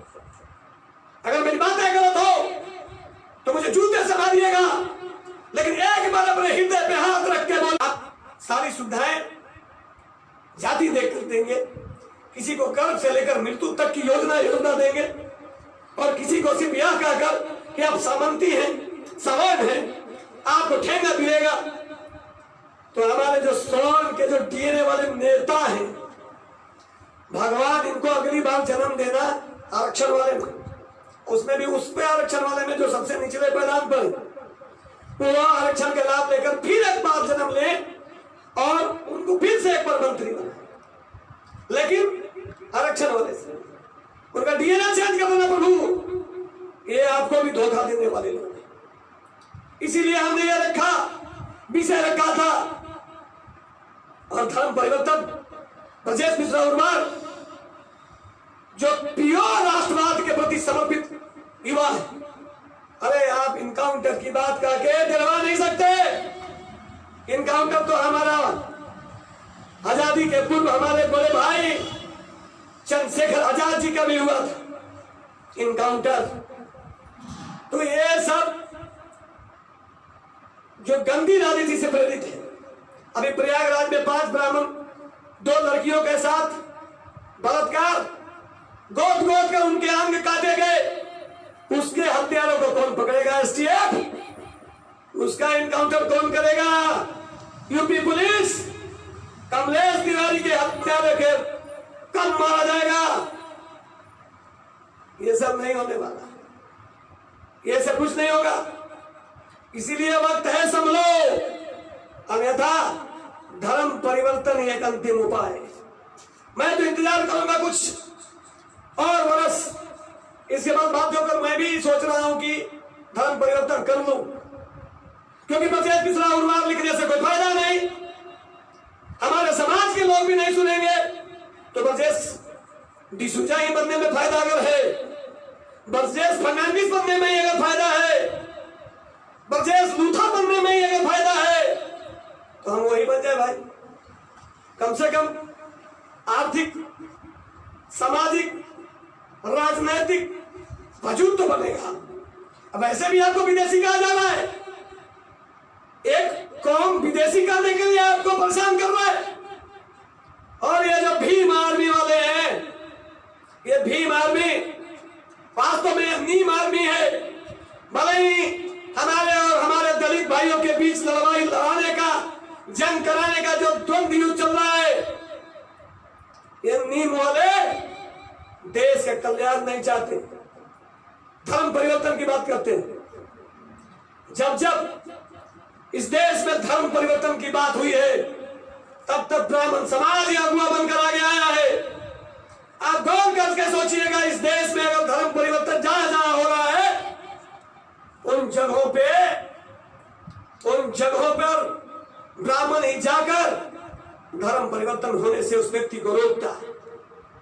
और शायद आरएसएस खड़ा करने में भी, भाजपा तो है ही, आरएसएस और भाजपा दोनों को ब्राह्मण ने खड़ा किया है, ब्राह्मण परिवार ने खड़ा किया है। आज भले ही वह उसी दल में, उस संगठन में ना जाने किस प्रकार की जिंदगी जीने को विवश है, ये आप सोच लीजिएगा। अभी कौन सा पाप है इंजीनियर संजय विनायक जोशी का? कौन सा गुनाह किया था जो उनको पार्टी से बाहर हटा दिया गया? और कौन सा पुण्य का काम करके आए थे अमित शाह? क्या अमित शाह का कद संजय विनायक जोशी से बड़ा था, बड़ा है, बड़ा होगा? अरे आप कारोबारी हो सकते हैं, आप कारोबारी हो सकते हैं, चाटुकार हो सकते हैं, दलाल हो सकते हैं, संजय विनायक जोशी नहीं हो सकते। लेकिन संजय विनायक जोशी की बात कौन करेगा? जितने भी सांसद है ब्राह्मण के भारतीय जनता पार्टी में, सबके सब मौनी बाबा बने हुए। ये कहीं नरेंद्र चाचा का आशीर्वाद न मिल जाए हमको, कहीं अमित काका बाहर का रास्ता न दिखा दें। और ये जो राजनाथ सिंह है, राजनाथ सिंह, इनका तो कहानी खत्म हो चुका है। अब आप सोचिए कि इनकी औकात यही थी कि इनको गृह मंत्री से हटा के रक्षा मंत्री कर दिया, क्योंकि नरेंद्र मोदी को मालूम है कि अमित शाह ही चलेगा। नामी है एम अमित मोदी, बाकी सब कहने के लिए, बेवकूफ बनाने के लिए लिखता है राम। आर से राजनाथ, ए से अमित शाह और एम से मोदी, मतलब ये लोग राम हो गए। एम से मुरली मनोहर जोशी क्यों नहीं हो सकता? ये बात कौन कहेगा? लेकिन ये बात कहने के लिए मुरली मनोहर जोशी के भी कंठ सूख जाते हैं, महेंद्र पांडे का भी कंठ सूख जाता है, नितिन गडकरी और जेपी नड्डा भी मोदी बाबा बन जाते हैं। बाकी ब्रजेश पाठक और बहुत से लोग हैं जो सांसद हैं। लेकिन गौर से सोचिए, और ये धर्म परिवर्तन की बात मैं नहीं कही, मैं नया थोड़ी ही बोल, कई लोगों ने कर लिया और मजबूरी में करता है लोग। और धर्म परिवर्तन किसी भी मनुष्य कल्प है, क्योंकि हम जिस समाज को जगाना चाहते हैं, जिस समाज को समाज के हक और अधिकार के लिए लड़ना चाहते हैं, अगर वह समाज ही साथ नहीं देगा तो फिर धर्म परिवर्तन के अलावा दूसरा क्या विकल्प है? मुझे बताइए। धर्मांतरण किसी ऐसे नए धर्म को अपनाने का कार्य है, धर्मांतरण किसी ऐसे नए धर्म को अपनाने का कार्य है जो धर्मांतरित हो रहे व्यक्ति के पिछले धर्म से भिन्न हो। दुनिया में स्वेच्छा से धर्मांतरित होने के कम ही किस्से सुनने को मिलते हैं। इतिहास में ईसाई युद्ध के बारे में तो पढ़ने को, क्रूसेड और जिहाद कहा जाता है। सब कुछ धर्म के विस्तार के लिए हुआ। पहला क्रूसेड 1096-99 के बीच हुआ। इसी दौर में जगत नेतृत्व में मुसलमान दमश्क में एकजुट हुए और पहली दफा अरबी भाषा के शब्द जिहाद का इस्तेमाल किया गया, जबकि उस दौर में इसका अर्थ संघर्ष हुआ करता था। जिसको आज लोग जिहाद कहते हैं उसको संघर्ष कहा जाता था।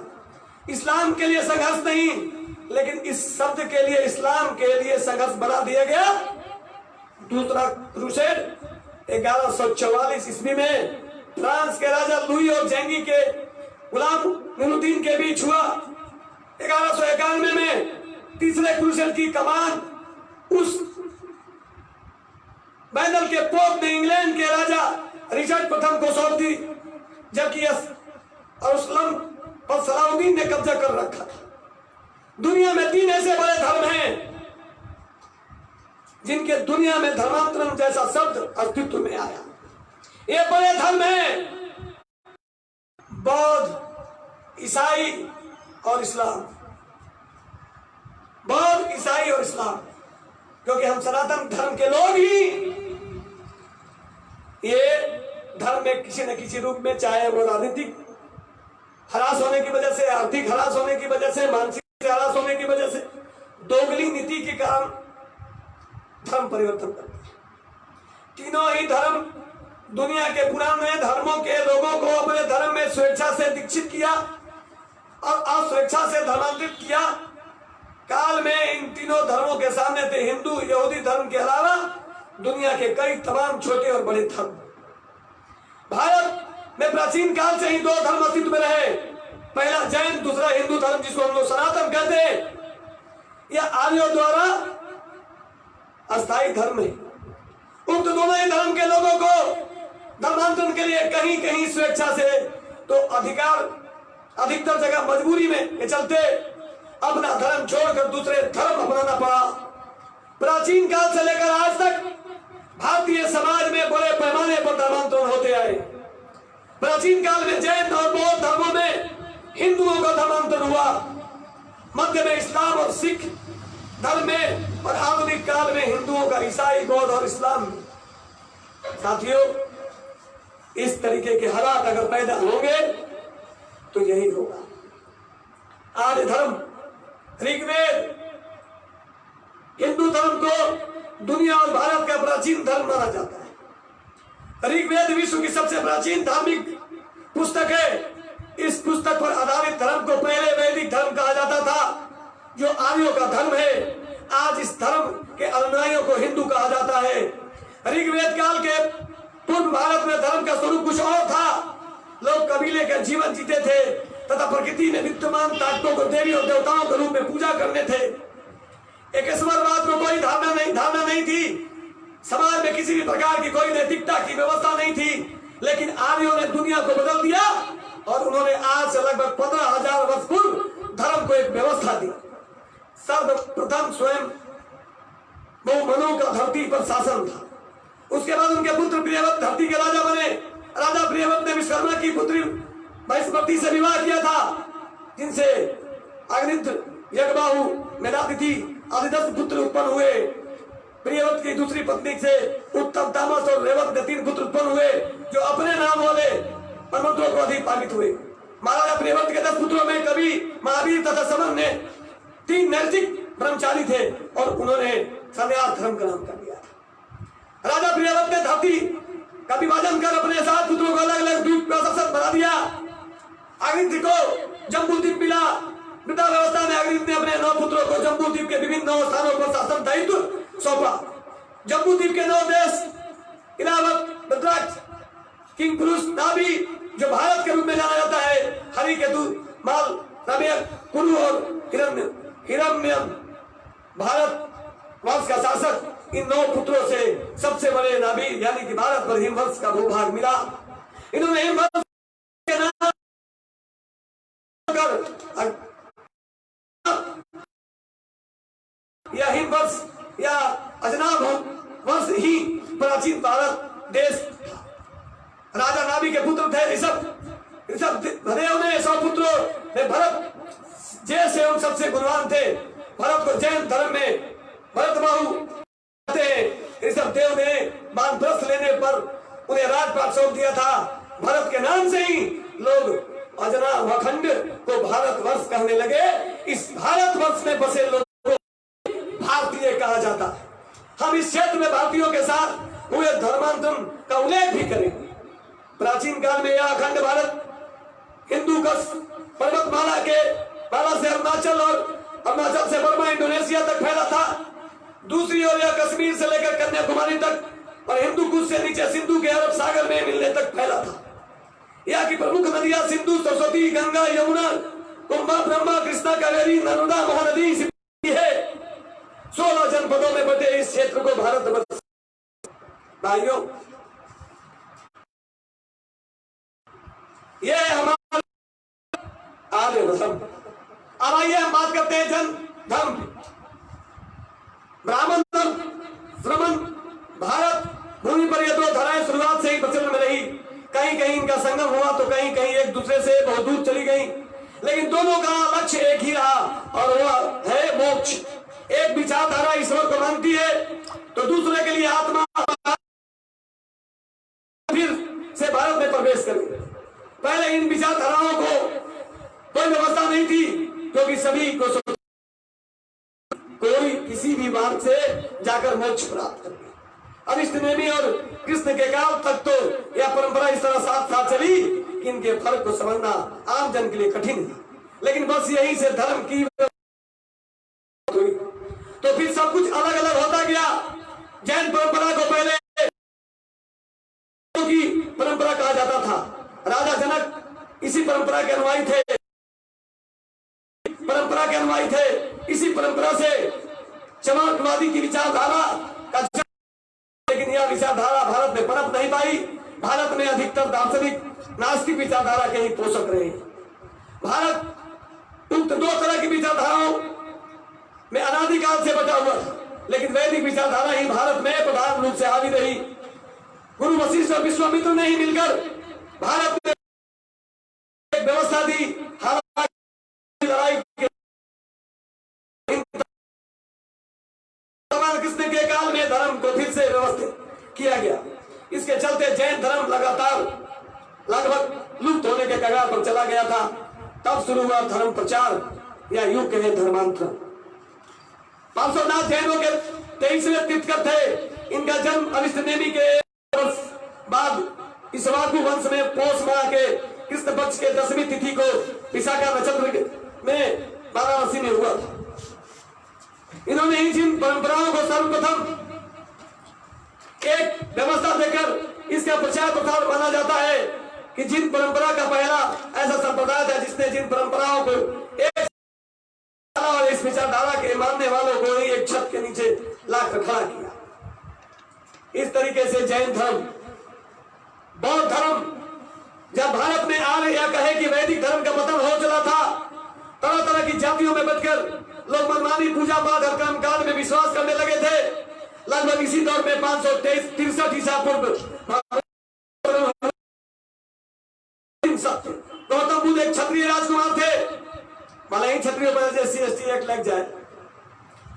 बुद्ध से प्रभावित होकर भारत में भिक्षुओं ने की होड़ लग गई। बुद्ध के उपदेशों का चीन और कुछ अन्य दक्षिण में पूर्व एशियाई देशों में भी प्रचार हुआ। बुद्ध पहले ऐसे व्यक्ति थे जिन्होंने धर्म की दुनिया की सबसे बेहतर आध्यात्मिक व्यवस्था दी और संपूर्ण ज्ञान को श्रेणीबद्ध किया। भगवान बुद्ध का धर्म भारत के सभी प्राचीन धर्मों का नवीनतम और अंतिम संस्करण है। बुद्ध दुनिया के पहले ऐसे व्यक्ति थे जिन्होंने समाज में व्याप्त भेदभाव को मिटाकर समाज को धार्मिक आधार पर एक करने का कार्य किया। वाराणसी के जो समीप है वो स्थान है जहां भगवान बुद्ध ने 5 भिक्षुओं के सामने धम्म चक्र पवन सत सुख दिया। इसके बाद आनंद, अनिरुद्ध, महाकश्यप, रानी खेमा, महाप्रजाति, भद्रिका, भृगु, किंबाल, देवदत्त, उपाली, उगलीमाल, मिलिंद, सम्राट अशोक, हेनसोंग, इचिंग, हेव, जो आदि ने भारत और भारत के बाहर बौद्ध धर्म का प्रचार प्रसार किया। उस काल में दुनिया की आधी आबादी लगभग बौद्ध हो चुकी थी। अफगानिस्तान का बामियान और भारत का कश्मीर वैशाली बौद्धों का गढ़ बन चुका था। प्रथम संगति के बाद बौद्ध धर्म भी संप्रदायों में विभक्त हो गया। पहले चतुर्थ बौद्ध संगति कश्मीर में हुई थी। इस तरीके से इसमें भी कई संप्रदाय बनते चले गए, इसमें भी कई संप्रदाय बनते चले गए।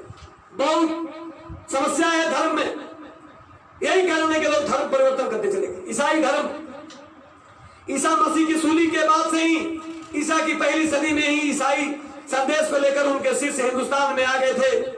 उनमें से एक थॉमस ने ही भारत के ईसा के संदेश को फैलाया। उन्हीं की एक किताब है ए गॉस्पेल ऑफ थॉमस। चेन्नई शहर के सेंट थॉमस माउंट पर 72 ईस्वी में थॉमस एक आदिवासी के भाले से मारे गए। दक्षिण भारत में सीरियाई ईसाई वर्ष सेंट थॉमस एक हिंदू राजा के भारत के केरल में ईसाईगत का प्रचार किया और उस राज को इसका पता चला तो थॉमस बर्मा भाग गए थे। आज केरल को राहुल गांधी से जोड़कर यही कहा जाता है कि यह ईसाई थे। कोई पारसी कहता है, कोई कुछ कहता है, कोई मुसलमान कहता है, लेकिन इसमें कितनी सच्चाई है हम नहीं जानते। माना जाता है कि सबसे पहले थॉमस से कुछ ब्राह्मणों को ईसाई धर्म, इसके बाद इसमें सेंट फ्रांसिस जेवियर के आगमन के साथ भारत में, जैसा कि मैंने अपने पूर्व के लाइन में संत फ्रांसिस जेवियर के बारे में विस्तार से आपको बताया, इस तरीके से ईसाई धर्म का खेल चलता रहा। इस्लाम सर्वप्रथम अरब व्यापारियों के माध्यम 7वीं शताब्दी में दक्षिण भारत में सिंधु नदी के बंदरगाह पर आया। इसके पहले इस्लाम ने अफगानिस्तान के उत्तर में हिंदू शाही वंश पर हमला किया और भारतीय दीवार को इस्लाम केंद्र थे, जबकि पश्चिम अफगानिस्तान इसके बाद 7वीं सदी में मोहम्मद बिन कासिम के बड़े बड़े पैमाने पर कत्लेआम कर भारत के बड़े भूभाग पर कब्जा कर लिया गया। बहुत कहानी है इस्लाम। तो इस तरीके इस्लाम धर्म और अभी सिख धर्म, हमारे बिहार हजार करोड़ रुपए खर्च करके सिखों के 10वें गुरु परम आदरणीय गुरु गोविंद सिंह जी के उनके जन्म दिवस के अवसर पे कार्यक्रम किया गया। सिख धर्म में सिख के संस्थापक गुरु नानक पद बन दिया। भारत के पंजाब में इस धर्म की और मुसलमान के बीच बन रहे वैमनस्य के चलते हुए सिखों ने कभी धर्मांतरण का कार्य नहीं किया। यह काल था जब पंजाब के हर हिंदू घर में से एक व्यक्ति धर्म और देश की रक्षा करने के लिए सिख होता था। क्रूर मुस्लिम शासकों के अत्याचार से कश्मीरी पंडितों और देश के अन्य भागों में रह रहे हिंदुओं को बचाने के लिए 9वें गुरु तेग बहादुर सिंह जी 1621 से 1675 बलिदान दे दिया। गुरु तेग बहादुर सिंह ने धर्म की रक्षा और धार्मिक स्वतंत्रता के लिए अपना सर्वोत्तम न्यौछावर कर दिया और सिंध की चादर कहलाए। बाद में खालसा पंथ की स्थापना हुई। गुरु गोविंद सिंह और महाराजा रणजीत सिंह के काल में गैर मुस्लिमों ने स्वयं को सुरक्षित महसूस किया। इस तरीके से हमारे धर्म और अब नया दौर चला है, संतों का संप्रदाय। इसके बाद संतों के संप्रदाय के बाद इनका भी वो 1817-1892 बधाई धर्म के ईश्वरीय अवतार है जो संतों का जो संप्रदाय बनता चला है। आधुनिक संतों का संप्रदाय, आधुनिक युग में तथाकथित संप्रदायों का प्रचलन पंजाब, राजस्थान, हरियाणा और उत्तर प्रदेश में अधिक रहा है। जैसे ब्रह्म समाज, आर्य समाज, रामकृष्ण मिशन, आर्य समाज, बाबा साहेब गुरुदेव का मत, ब्रह्म कुमारी, राधा स्वामी मत, डेरा सच्चा सौदा, संत रामपाल का मत आदि ऐसे भारत में कई मत प्रचलित हुए जिन्होंने हिंदू धर्म को अपने तरीके से व्याख्या करके धर्म का सत्यानाश कर दिया, सनातन धर्म का सत्यानाश कर दिया। भले ही ये सब बहुत से लोग भीतर चले गए, यानी भीतर मतलब खराब शब्द मत समझिएगा, जेल के अंदर भीतर को बात कर रहे। कृपया मेरी बातों को तोड़ मरोड़ के नहीं समझा जाएगा, क्योंकि ये लोग ने, इन लोगों ने सनातन धर्म का सत्यानाश कर दिया। और गाली कौन सुन रहा है? ये आधुनिक संतों के संप्रदाय के कारण, तो वह है ब्राह्मण। ब्राह्मण ने जो गलती नहीं की उसके लिए गाली किसको दिया जा रहा है? तो ब्राह्मण को दिया जा रहा है। और हम ब्राह्मण भी ताली ठोक रहे हैं। विकास दुबे मारा गया, कमलेश तिवारी मारा गया, राजीव दीक्षित मारा गया, फलना जी मारा गया। हम इसी घमंड में है कि मैं तो बच गया जी, अरे मुझे तो कुछ नहीं होगा जी। तो यहाँ कोई जीजा जी नहीं बचाने आएंगे आपको। अगर आप तिवारी जी, चौबे जी, दुबे जी, पाठक जी, मिश्रा जी, झा जी, भट्ट जी, गोस्वामी जी, गिरी जी, ठाकुर जी, चौधरी जी, गोस्वामी जी, कोई दूसरा जी ना आएगा बचाने। इसलिए समय है, जागो। और नहीं जागोगे तो आज अकेला ब्रजेश मिश्रा यह बात कह रहा है, कल पूरा ब्राह्मण का हर युवा आपको एक कहता फिरेगा। और शायद नरेंद्र मोदी जी का 56 इंच तब छोटा पड़ने लगेगा। धर्म में यहूदी कबीला पर थोड़ी सी बात करके मैं अपने मुद्दे की ओर ध्यान आकृष्ट कराऊंगा। यहूदी कबीला सबको जानता है, यहूदी की औकात क्या है, कितनी संख्या में। हमारे कुछ साथी लोग जब लोग फेसबुक पर लाइव होते हैं, कुछ बात लिखते हैं, तो लोग बोलते हैं कि आपकी जनसंख्या नहीं है कि आप सरकार बना रहे। बात ठीक है, तो बिहार में नीतीश कुमार का जनसंख्या है, मुख्यमंत्री बनाने वाला जनसंख्या इनके पास है। तब इनके जनसंख्या से तो हम 6 गुना, आप देख लीजिएगा, इनका अगर 2% है तो 9% है, इनसे 7% ज्यादा है। तो हम एमएलए भी नहीं बन सकते हैं, हम लोग एमएलसी बनाने के लिए औकात में नहीं रखते हैं, और ये मुख्यमंत्री बन सकते हैं। अगर कुछ होता, मात्रा से अगर कुछ होता, तो आप समझिए बात, हमेशा महत्व विद्वता को मिलना चाहिए। और नीतीश कुमार जी को भी लालू यादव के विकल्प के रूप में चुना गया था, और लालू यादव के विकल्प में जब बातें नहीं समझ में आई तब अलग बात है। इसलिए यहूदी कबीला माना जाता है लगभग 3000 वर्ष पूर्व अर्थात महाभारत के युद्ध के बाद अस्तित्व में आए यहूदी धर्म के 10 कबीलों में से एक कबीला जमीन में आकर रहने लगा, और धीरे धीरे वह हिंदू तथा बौद्ध संस्कृति में घुल मिल जाता है। आज भी उस कबीले के वंशज हैं, लेकिन अब वे मुसलमान बन गए हैं। हालांकि इस पर शोध किए जाने की सख्त आवश्यकता है। यहूदी धर्म आज से 2585 वर्ष पूर्व अर्थात 973 ईसा पूर्व में यहूदियों ने केरल के मालावर तट पर प्रवेश किया। यहूदियों के पैगंबर थे मूसा, लेकिन उस दौर में उनका प्रमुख राजा था सोलोमन। इसे मुसलमान भी, इसे सुल्तान सुलेमान भी कहते हैं। नरेश सुलेमान का और प्रसिद्ध खजाने के लिए अतिथि प्रिय हिंदू यहूदी नेता जोसेफ रब्बन को उपाधि और जागीर प्रदान की। यहूदी कश्मीर और पूर्वोत्तर राज्य में बस गए। विद्वान के अनुसार 586 ईसा पूर्व में के बेबीलोन विजय के तत्काल पश्चात कुछ यहूदी सर्वप्रथम बेंगलोर में बसे। इस तरीके से हमारे जो धर्म, हमारे जो संप्रदाय हैं, तो आपने महसूस किया होगा कि आखिर कारण क्या है। आखिर कारण क्या है जिसकी वजह से कि हम लोग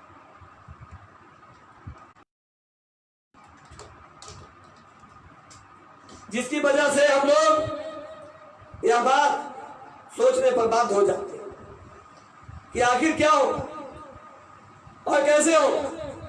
तो इन चीजों को अगर हम लोगों ने अगर अध्ययन किया, मजबूती से देखा, समझा, तो निश्चित तौर पे आने वाले दिनों में कारण से लोग धर्म परिवर्तन करने लगते। मुझे लगता है, अरे मुझे क्या, सभी लोगों को लगता होगा कि धर्म परिवर्तन मजबूरी का दूसरा नाम है। कोई गरीब हो, लाचार हो, बेबस हो, असहाय हो और उसके पास कोई दूसरा विकल्प ना हो तो वो धर्म परिवर्तन की ही बात करता है, बात करेगा। वैसी स्थिति में जो प्रश्न होगा दे दीजिएगा भैया। जो परिस्थितियां बाध्य करती हैं तो निश्चित तौर पर आदमी मजबूर हो धर्म परिवर्तन के बारे में सोचने को विवश हो जाता है। इसलिए तमाम लोगों से हमारा आग्रह है कि भाई, तो लगता है कि आपका भाई ब्रजेश मिश्रा आपके हिस्से की बात करता है तो निश्चित तौर पर आप इस बात को आगे बढ़ाइए, और अगर नहीं बढ़ाइएगा तो कोई बात नहीं है। आप नहीं बढ़ाएंगे फिर नया विचार होगा, होगी, लोगों को सोचना पड़ेगा। इसलिए मैंने यह विषय रखा कि धर्म परिवर्तन के लिए सरकार हम अगर हमारी जरूरतें पूरी करने के लिए अगर आरक्षण की व्यवस्था अगर सबके लिए है तो आपको सवर्णों के लिए भी करना पड़ेगा। और जितना है उतना ही कर दो। है ना 80 तुम्हारा, 20 हमारा, कर दो भैया 80 है 20, आप कर दीजिए ना 80-20। अरे आप जिसको आरक्षण दे रहे हैं वो बेचारा आरक्षण उसको मिल कहाँ रहा है, उसको आरक्षण, वो तो ऐसे ही बेचारा परेशान। मैं तो निर्णय ले चुका कि अगर हमारे राष्ट्र के लोगों ने, अगर हम युवाओं का मजबूरी में नहीं करेंगे और कोई विकल्प नजर नहीं आता तो कसम की ओर पर सुना सनातन धर्म पे आग दिखाने वाले लोगों के हाथ छोड़ दिया जाएगा। लेकिन अगर मजबूर करेंगे तो मजबूरी है, हम भी गौर को याद करें, क्योंकि हम तो रात को याद करने वाले, परशुराम को याद करने वाले लोग सब मिला जुला करें। इसी की सबकी भगवान के प्रति श्रद्धा है, चाहे हिंदू हो, जैन हो, कबीर हो, यहूदी हो, कोई भी धर्म मानता हो, सबका अंतिम भगवान पर भरोसा है। आइए हम अपने प्रश्न का जवाब देते हैं।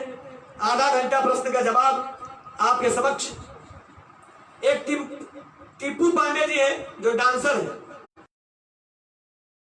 तो इतना अत्याचार हो उसके लिए उसके ऊपर आप क्या करना चाहते हैं सर?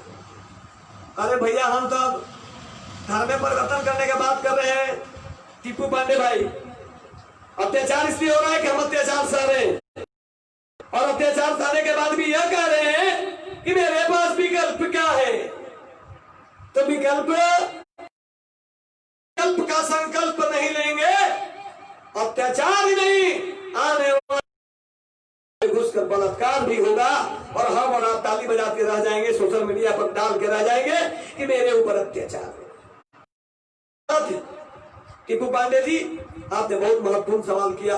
अत्याचार नहीं हो इसके लिए हम लोग एकजुट होकर अपने अभियान को ताकत दें, मजबूती से, ताकि हम लोगों पर अत्याचार करने वाला, किसी पर अत्याचार करने वाला, चाहे वो ब्राह्मण हो, क्षत्रिय हो, वैश्य हो, शूद्र हो, किसी पर भी अत्याचार नहीं होनी चाहिए। हमारे कौशल किशोर द्विवेदी जी बोलते हैं, लिख के भेजा है उन्होंने कि ब्राह्मण की हत्या पर भाजपा इसका जवाब जरूर देना चाहिए। आने दीजिए उत्तर प्रदेश के चुनाव इस बार जवाब दे कौशल किशोर द्विवेदी जी। इसलिए नहीं कि विकास दुबे का इनकाउंटर हो गया, इसलिए जवाब देगा क्योंकि 100 ऐसे निर्दोष ब्राह्मणों की हत्या हुई है जिसका गुनाह कुछ नहीं था, बस उसका गुनाह यही था कि वो उत्तर प्रदेश के योगी आदित्यनाथ योगी के शासन प्रणाली पर वो भरोसा करते। इंच पर इंच पर भरोसा करते हैं और उस भरोसे का कत्ल हुआ है। तुम्हें भले ही मार दिया गया हो, बहुत बढ़िया काम हुआ है, लेकिन 100 ब्राह्मणों का जो है योगी आदित्यनाथ लगेगा, इससे वो बच नहीं सकते। आपने देखा होगा मायावती जी हो या भाई अखिलेश यादव, जब जब ब्राह्मणों को ठेंगा दिखाया है, इनको सिंहासन से बाहर का रास्ता हम ब्राह्मणों ने दिखाया है। योगी आदित्यनाथ भी नहीं समझ जाते, 2022 के बाद योगी में फिर से आ जाएंगे। इनको याद होगा और आपको भी याद होगा, यही योगी आदित्यनाथ थे जब सोमनाथ चटर्जी लोकसभा में सांसद हुआ करते थे। यह रोते हुए बोले थे कि मुझे बचा लिया जाए, मेरे प्राणों की रक्षा की जाए, मेरी हत्या हो सकती है। सदन में बोले थे, ये एमपी थे। आज वही हालत उत्तर प्रदेश में ब्राह्मणों की हो गई है। योगी आदित्यनाथ जी, आप बेहतरीन शासक हैं, आपके मन में लालच भी नहीं होगा, मैं ये मानता हूं।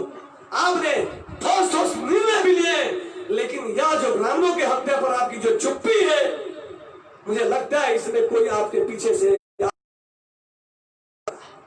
आपके व्यक्तित्व को हरास कर रहा है, क्योंकि अगले को मालूम दिनों का देश का प्रधानमंत्री है, उसको ऐसे चक्रव्यूह में फंसा दो कि यूपी तक ही सिमट कर रह जाए। इसलिए योगी जी बच के रहिए। हमारे आनंद मिश्रा जी लिखते हैं, विकास दुबे को मारकर सेखी बगाड़ने वाले पालघर मामले में नपुंसक हो गए थे। अब आनंद जी आप थोड़ा सा गड़बड़ा, अब बेचारा विकास दुबे को गोली मारकर सेखी बगाड़ने वाला यूपी पुलिस है ना, और वहां महाराष्ट्र पुलिस है। आप तो इसी में कहोगे यहाँ यूपी पुलिस यहाँ गंदा राजनीति करती है, वहां के कार्यकर्ता। आनंद मिश्रा जी आपका सवाल, अफसोस यह होता है कि इतना चिल कर बोलने पर भी ब्राह्मण समाज के कानों तक जू नहीं रेंगती। अरे कोई बात नहीं है, जू नहीं है, धीरे धीरे अजगर उनके समीप पहुंच चुका है। के बाद निकल लेगा तब उनको याद आएगा। और ब्राह्मण संगठन चाहे जहां का भी हो, यूपी हो, पंजाब हो, दिल्ली हो, बिहार हो, झारखंड हो, कहीं भी हो, तब उनको याद आएगा कि कोई चिल्ला रहा था, संगठन चिल्ला रहा था, लेकिन हम नहीं सुन रहे। इस नाश के कगार पर है, कोई नहीं बचा सकता। कोई बात नहीं, विनाश काले विपरीत बुद्धि। दीपक शर्मा जी यह लिखते हैं कि राजनीति करने की जरूरत नहीं है, अपराधी की कोई जाति नहीं होती। दीपक शर्मा जी, ज्ञान देने के लिए बहुत बहुत धन्यवाद। मैं आपसे ज्यादा कानून की जानकारी रखता हूं। आपने जो बहुत बढ़िया बात कही कि राजनीति करने की जरूरत नहीं है, तो आप क्या यहाँ ये लिख के आप क्या कर रहे हैं? आपने क्या साबित करने का प्रयत्न किया है दीपक शर्मा जी? आपने भी तो राजनीति का गंध देने, आप कोई दूध के धुले हुए नहीं दिखते। आपने राजनीति कर दी है, मैंने तो राजनीति नहीं की। मैंने एक बार नहीं कहा कि विकास दुबे की हत्या गलत है, विकास दुबे का इनकाउंटर गलत है, लेकिन आपने लिख कर दीपक शर्मा जी साबित कर दिया कि आप राजनीति करने वाले लोग हैं। और आपको दीपक अपने घर समाज के लिए तो आपको क्षेत्र और अपना लोग जानता है। राजनीति आपको करना है, राजनीति की भाषा आपने लिखी। आप जैसे लोगों के कारण 100 लोगों का ब्राह्मण की ताकत आपने 100 ब्राह्मणों को न्याय दिलाने के लिए योगी आदित्यनाथ के खिलाफ है ताकत आप में। दीपक शर्मा जी, आप जैसे दोगले चरित्र वाले लोगों के कारण हमारे देश में निर्दोष लोगों की हत्या होती है। और राजनीति की परिभाषा सिखा रहे हैं। राजनीति क्या होती है आप मुझे सिखाएंगे। जन्म जब पैदा जिस स्कूल में हुआ है वहां से राजनीति जन्म होता है। दीपक शर्मा जी, आप गंदी राजनीति के जनक हैं। राजनीति का बात लिखते हैं और बात करते हैं कि राजनीति से मत जोड़िए इसको। ये क्या किया गया? यूपी पुलिस से दम ठीक है। अगर ये जाके आप सरेंडर नहीं करते, आप समर्पण नहीं, पुलिस बोला बन गई थी, मकान तोड़ के मर्दानगी साबित कर रही थी दीपक शर्मा जी, गाड़ियों को कुचल कर अपनी मर्दानगी साबित कर रही थी दीपक शर्मा जी। राजनीति आप करते हैं, राजनीति का काम चाणक्य का वंशज है, हमारे तो शरीर के एक एक खून के कतरे में राजनीति बहती है। आप राजनीति करते, हिम्मत नहीं होगी, आपकी ताकत नहीं होगी कि 100 ब्राह्मण अभी जो प्रयागराज में हटाइए दीपक विकास दुबे की बात। प्रयागराज में 2 बेटियों की उसके गुप्तान को काट दिया गया। आपकी औकात थी बोलने की, राजनीति की बात करते हैं आप जैसे डीएनए वाले लोगों के कारण ही उत्तर प्रदेश में ब्राह्मणों का सत्यानाश हो रहा है। अरे विकास दुबे अपराधी था, मारा गया, लेकिन जो 100 ब्राह्मण मारे गए वो भी अपराधी, और अगर वो भी अपराधी थे तो दीपक शर्मा जी आपकी उंगली टूट गई थी क्या? बता तो जो मारा गया तब तो, यानी कि उत्तर प्रदेश में ब्राह्मण का मतलब, आप जैसे लोग यह साबित करते हैं कि उत्तर प्रदेश में गुंडा दूसरा नाम ब्राह्मण। यही सच है ना दीपक जी? रामाशंकर दुबे जी लिखते हैं कि हम लोग उसके बेटे और पत्नी पर हुए अत्याचार का विरोध करेंगे। अरे रामा भाई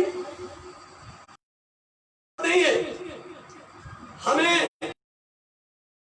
हमारे समाज से जुड़े हुए, हमारे समाज में जयचंदों की कोई कमी नहीं, और इन्हीं जयचंदों और विभीषण के कारण कुछ कर नहीं पाते। अरे आप दीपक शर्मा जी को ज्ञान अगर होगा तो आज भी लंका का लंकापति कौन है कोई विभीषण नहीं बताएगा। लंका का राजा कौन था, लंकापति नरेश कौन था, तो रावण का ही नाम आएगा भारत में। अगर आप विभीषण होगा, घर वाले ने गलती से नाम रख दिया होगा दीपक, आप अपने यहां से राजनीति की परिभाषा सिखाइए। अगर ये बात पहले बताए होते तो शायद विकास दुबे जैसे लोग गुंडा नहीं होते, प्रकाश शुक्ला जैसे लोग गुंडा नहीं होते, उनको बचाया जा सकता था, क्यों नहीं बचाया? तो दायित्व बनता है। हम लोग राजनीति करते तो राजनीति तो करेंगे, ब्राह्मण का मतलब ही राजनीति है भैया। आर्यभट्ट का नाम का मतलब ही शून्य है, शून्य का मतलब ही ब्राह्मण है, इसलिए शून्य हो गया। कौन सा समझिए, हमने दिया दुनिया को शून्य और दुनिया ने हमें कर दिया शून्य। ऐसे ही लोगों की वजह से कि उनको अच्छी बातें राजनीति से जुड़ जाती है। हमारे एक बड़े भाई सेवानिवृत्त बिहार प्रशासनिक सेवा के अधिकारी, उन्होंने बहुत बढ़िया बात की,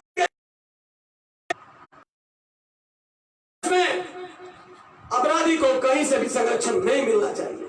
और बिल्कुल मैं उनकी बातों को अमल करता हूं, उनकी बातों को प्राथमिकता से समझा सुना और उसका अध्ययन भी करता, लेकिन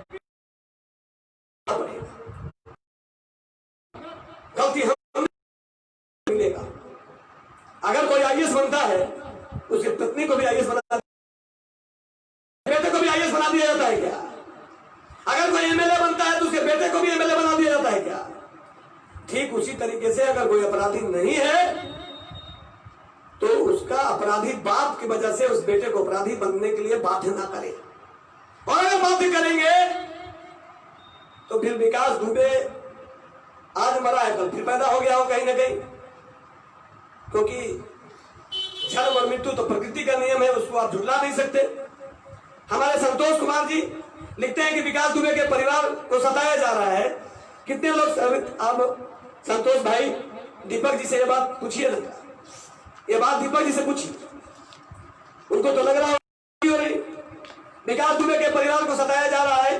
कितने लोग सड़क जाम करने गए, राज्यवार आंदोलन कर रहे हैं, कुछ नहीं हो रहा है, तो आपके साथ ही यही होगा, क्योंकि हम लोग फेसबुक व्हाट्सएप इंस्टाग्राम पर बोलकर इतिश्री देवा कर लेते हैं। बिल्कुल बिल्कुल सही बात है। ये तो उत्तर प्रदेश के ब्राह्मण संगठनों को जागृत होने की जरूरत है। हम बिहार के पटना से बोल रहे हैं, और जब जब जरूरत पड़ेगी हम लोग खड़ा हैं। चाणक्य विकास मोर्चा पूरे देश के ब्राह्मण और सवर्णों के हित और उनके ऊपर हो रहे जुल्म के लिए हम लोग जहां जहां उनके हित की बात होगी खड़े मिलेंगे, जहां जहां उनके साथ जुल्म हो रहा है उसके खिलाफत में विरोध करने के लिए भी आंदोलन में साथ देंगे। हमारे अन्नपूर्णा वेंकटेश जी लिखते हैं, पालघर ब्राह्मणों के हत्यारों को घर क्यों गिराया सरकार ने? कहां सोई थी और कहां सोई है अब तक? विकास दुबे अपराधी थे तो उनको कानून सजा देती, कानून के रखवाले कोई बात नहीं है। कानून के रखवाले और पालघर की समस्याएं, ये तरह तरह की समस्याएं हैं और इन सब चीजों को ध्यान से समझने की और बूझने की जरूरत है। इसलिए हम लोगों को भी धैर्य के साथ सोशल मीडिया पर फेसबुक में हम लोग निश्चित तौर पे अपराध को बढ़ावा नहीं,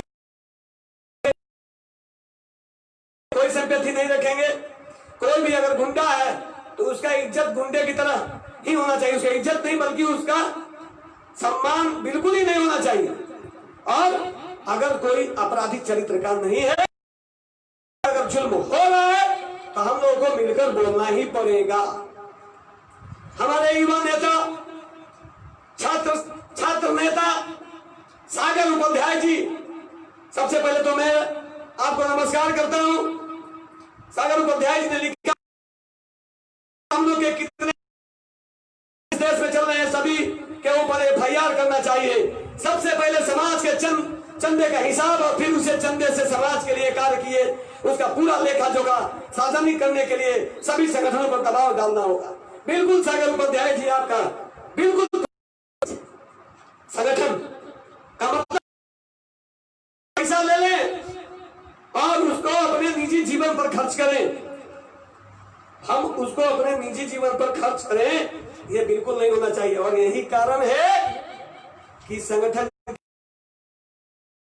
स्थापक, प्रखंड, जिला, प्रदेश, अंतर्राष्ट्रीय, विश्व, पाताल लोक के भी अध्यक्ष होंगे आने वाले दिनों में, आकाश लोक के भी अध्यक्ष होंगे सागर भाई। लेकिन कोई बात नहीं, आप सागर हैं, आपका प्रश्न उठ चुका है समाज में और आपका इशारा जहां है उनकी हालत क्या है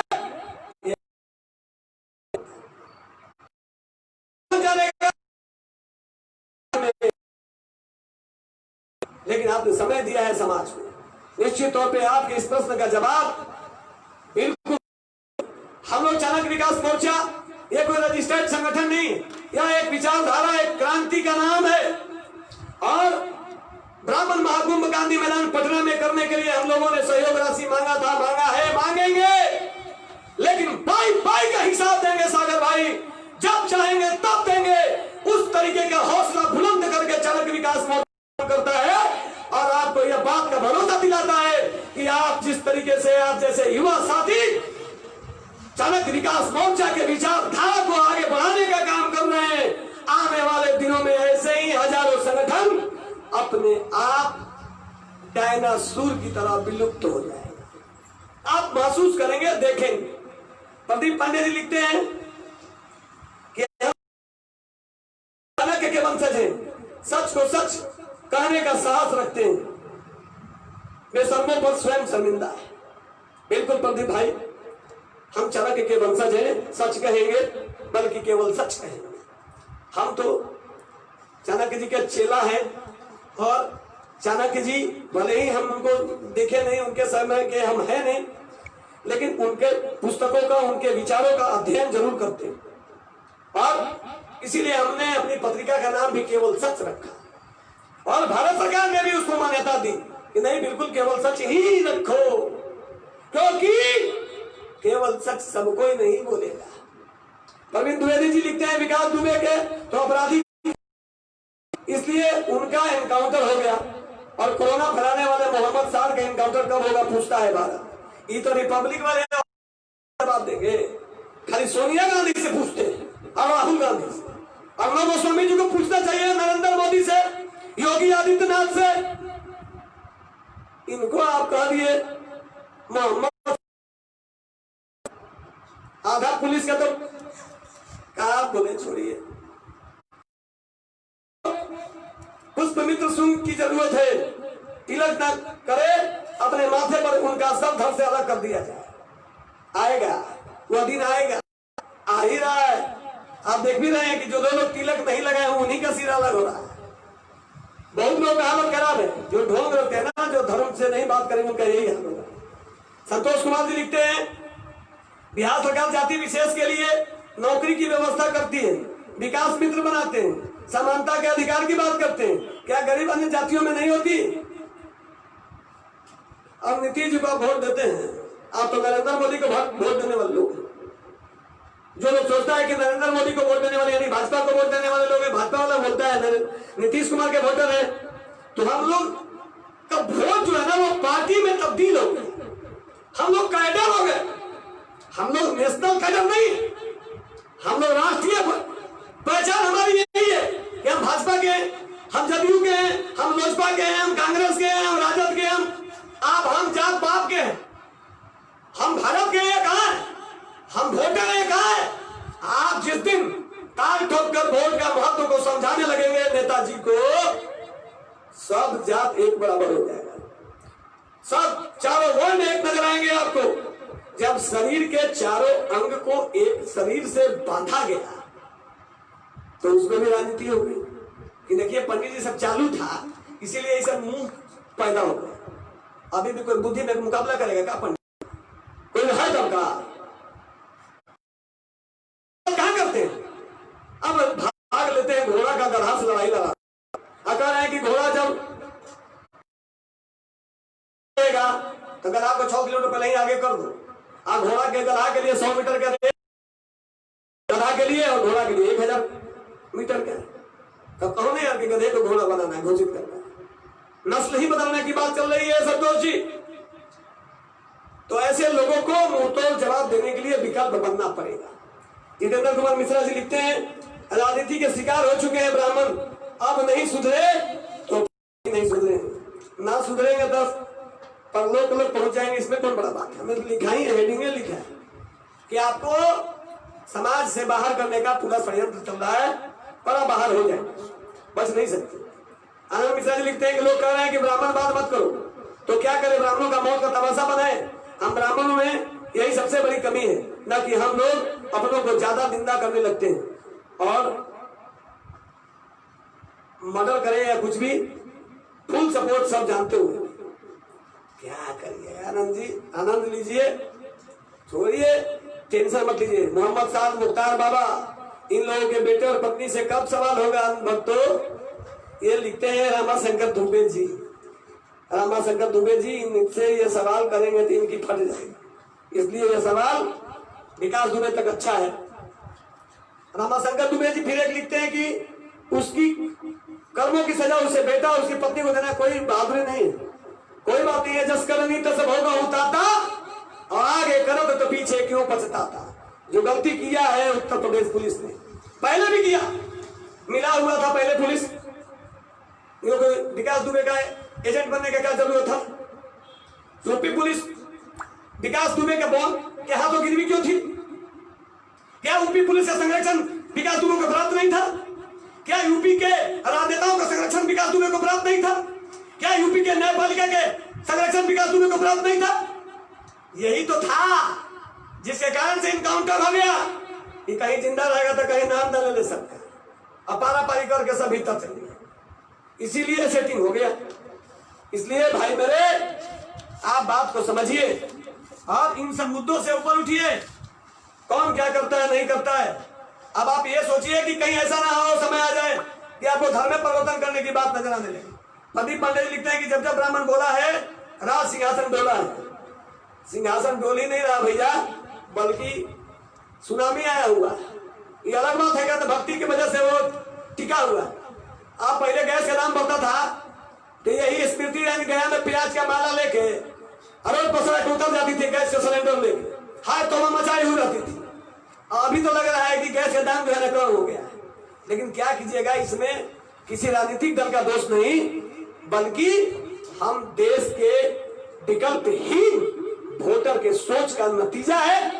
हम ये नहीं कहेंगे कि नरेंद्र मोदी की सरकार अच्छी नहीं है, हम ये नहीं कहेंगे कि नरेंद्र मोदी काम अच्छे नहीं कर रहे हैं, हम ये नहीं कहेंगे कि नरेंद्र मोदी एक दृढ़ निश्चय वाले व्यक्ति नहीं है, हम ये नहीं कहेंगे कि नरेंद्र मोदी का व्यक्तित्व उचित नहीं है, बल्कि जो व्यवस्था प्रशासन प्रणाली है, जो शासन व्यवस्था है, उसमें कमियां हैं तो हम बोलेंगे। अगर चीन डरता है, घमंड है नरेंद्र मोदी पर, अगर पाकिस्तान डरता है, घमंड है नरेंद्र मोदी पर, लेकिन सिर्फ नरेंद्र मोदी पर घमंड करें रक्षा मंत्री बना करें, गृह मंत्री बना करें, आप खाली नाम ले लीजिए, एक बार मोदी जी का नाम मत लीजिए। आप एक बार टीवी चैनल के अर्णव गोस्वामी जी हो, सुधीर चौधरी जी हो, दीपक चौरसिया जी हो, रवीश कुमार जी हो, सिर्फ एक बार नरेंद्र मोदी का नाम लेना है, सिर्फ एक सप्ताह छोड़ दीजिए। खाली बोलेगा अमित शाह अमित शाह अमित शाह अमित शाह अमित शाह। आप लाख मार के अमित शाह को अगर नरेंद्र मोदी बाहर न निकाल दिए तो कहिएगा, आपको दिखाई दे देगा फिर डेडिकेशन और नेशनलिज्म आपको दिखाई देने लगेगा। सरोज चौबे जी लिखते हैं, खुशी इस बात की है एक दुर्दांत अपराधी मारा गया। दुख इस बात का है कि आज भी सिस्टम में बैठे भ्रष्ट अधिकारी नेता बच जा रहे हैं। हिस्ट्री सीटर बनने क्यों दिया जा रहा है? जब तक पैसों के लिए भ्रष्ट पुलिस वाले दिखते रहेंगे ऐसा होता ही रहेगा, गुनाहों का असली आका बचता ही रहेगा। बिल्कुल सरोज भाई, बिल्कुल सही बात। विकास दुबे का इनकाउंटर हो गया, कोई भी ब्राह्मण खुश नहीं है, ऐसा नहीं है। हर वो व्यक्ति खुश है जो समाज का हित चाहता है। अरे अब विकास दुबे अपराधी है, ये बच के कौन बड़का भारत का नाम ऊंचा करते, लेकिन जो गंदा राजनीति किया जा रहा है हमारा बगावत उससे, और हम वो बगावत करते रहे। और अगर ये नहीं हुआ तो भगवान बचाए। फिर ये मत कहना कि धर्म परिवर्तन कर रहा है ब्राह्मण धर्म परिवर्तन करने के लिए मजबूर हो गया, या वही ब्राह्मण जो दूसरे को धर्म परिवर्तन से रोकता है वही ब्राह्मण अब धर्म परिवर्तन करने के लिए मजबूर है। आप नौकरी देंगे नहीं, SC ST एक्ट में झूठे केस में जेल भेजेंगे, सीट का रिजर्वेशन करेंगे। अब हमारे यहाँ गोपालगंज में ब्राह्मणों का गढ़ है, तो कहा भाई तू सुरक्षित सीट हो गया, गया ब्राह्मणों का गढ़ है, सुरक्षित सीट हो गया। आप गौर करके सोचिए, वो क्या, आप समाज में अच्छे लोगों को महत्व दीजिए। अगर हमारे समाज में सूरदास जी का व्यक्तित्व है तो सूरदास जी को सबको प्रणाम करता है।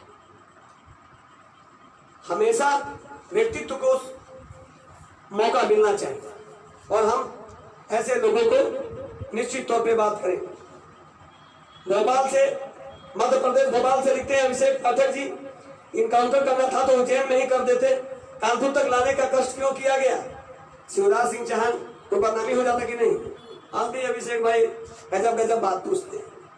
आप जो व्यक्ति सोचिए कि उज्जैन में जाकर ये इसीलिए आत्मसमर्पण किया ताकि अब 2 राज्यों का मामला हो जाए और इनकाउंटर ना हो, लेकिन यह तो नियत में खोट है। और जब ब्रजेश मिश्रा करता चोट है तो दीपक शर्मा जी को लगता है कि बिगड़ रहा वोट है, लेकिन जो सच बोलने वाला है वो बोलेगा।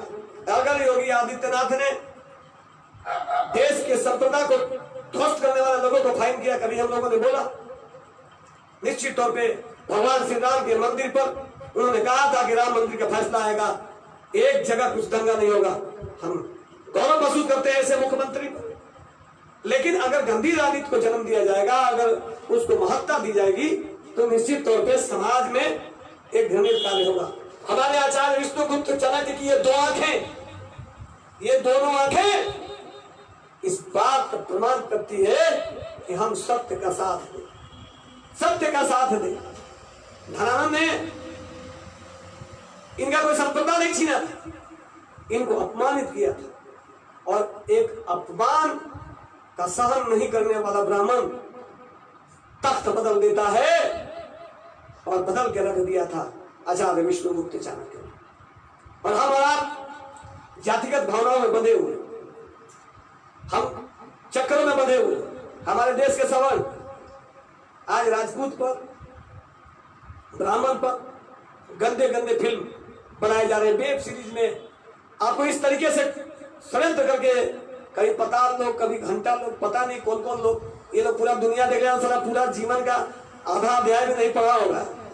अरे तो रंगीन दुनिया देख के, जहां पर कोई रिश्ता मतलब ही नहीं, जहां सेक्स आदमी से करो या जानवर से कोई मतलब ही नहीं, वहां के लोग सिस्टम की बात करते।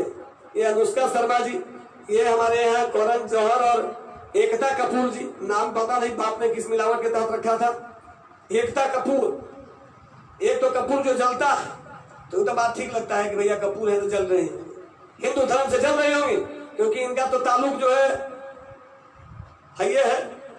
और अब जो एकता है इनका वो भी है, नाम इनके पिताजी ने ठीक रखा है, एकता कपूर। एकता किसके साथ? जो इनके बात में हमें हम मिलाए। और जलते किसके साथ? जिनसे इनको नफरत हो। तो ऐसी स्थिति में आपको सनातन धर्म तोड़ने के लिए फिल्म, राजनीति, शासन, प्रशासन, आर्मी, भीम आर्मी, इस टाइप का खेल चल रहा है और हम ब्राह्मण आपस में ही एक दूसरे को टॉर्चर करने में लगे। खैर, यह बात चलती रहेगी, होती रहेगी, लेकिन हमने कहा कि धर्म परिवर्तन बाध न करे। नरेंद्र मोदी जी, अगर इस देश का 100 ब्राह्मण भी धर्म परिवर्तन कर लेता है तो ये आपके लिए बड़ी चुनौती है, क्योंकि आप माथे पर जैसे मैंने तिलक लगाया है, आप तो बड़ा बड़ा तिलक लगाते हैं, आप तो भाई बड़े लोग हैं, प्रधान सेवक है, प्रधान चौकीदार, देश का प्रधानमंत्री, देश के नहीं बल्कि विश्व के ब्रांड एम्बेसडर, सबसे ज्यादा लोकप्रिय, सबसे बड़े शक्तिशाली, भारत को विश्व गुरु बना देंगे आप। 6 साल में तो नहीं बना पाए हैं, अब 4 साल में हमको लगता है कि 1 साल तो कोरोना ले लेगा आपको, तो बचेगा 3 साल। अब 3 साल में भारत विश्व गुरु बनने वाला लक्षण नहीं दिखाई देता, क्योंकि चीन दुष्ट प्रवृत्ति का था, है और रहेगा, वो हरकत करता रहेगा। पाकिस्तान चिल्लर था, चिल्लर है, चिल्लर ही रहेगा। तो ये आपको मानसिक तनाव देता रहेगा, क्योंकि आर पार की लड़ाई एक बार जब तक इनसे नहीं होगी, ये अपने गंदे हरकतों को अंजाम देते रहेंगे। हम ब्राह्मण आपके साथ खड़े हैं। अभी मोहन भागवत जी ने कहा 90 लाख आर्मी फौज खड़ा कर देंगे एक दिन में। कौन है मोहन भागवत? आप ये गौर से सोचिए। लेकिन हमारी मानसिकता गिर रही है, बल्कि आपके कुप्रभाव से मोहन भागवत भी लिखते हैं कि हमें दलित योजना पर विचार करना पड़ेगा।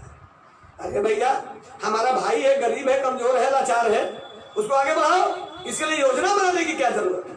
और 73 साल से योजना बना रहे हैं। अरे सत्ता में नहीं थे, विपक्ष में थे ना, क्या कर लिए? जहां जहां विपक्ष में थे वहां इन सब चीजों को ध्यान से समझने की जरूरत है।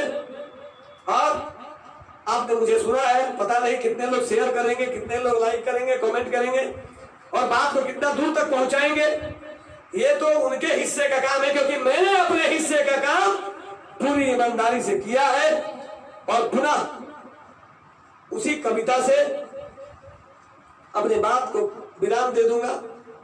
वो कविता जो मित्र ने मुझे भेजा है, मैं पुनः उसको प्रणाम करता हूं। कुछ है क्या?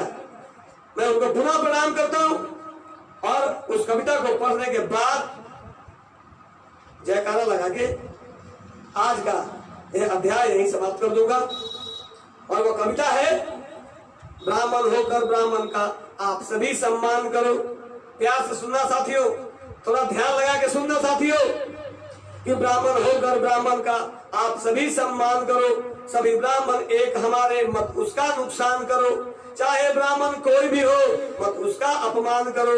जो गरीब हो अपना ब्राह्मण धन देकर धनवान करो। हो गरीब ब्राह्मण की बेटी मिलकर कन्या दान करो। अगर ब्राह्मण लड़े चुनाव, अगर ब्राह्मण लड़े चुनाव 100% मतदान करो। हो बीमार कोई भी ब्राह्मण उसे रक्त का दान करो। बिन घर के कोई मिले ब्राह्मण उसका खड़ा मकान करो। मामला अदालत में कर उसका बिना फीस के काम करो। अगर ब्राह्मण दिखता भूखा भोजन का इंतजाम करो। अगर ब्राह्मण की हो फाइल शीघ्र काम श्रीमान करो। ब्राह्मण की लटकी हो राशि शीघ्र आप भुगतान करो।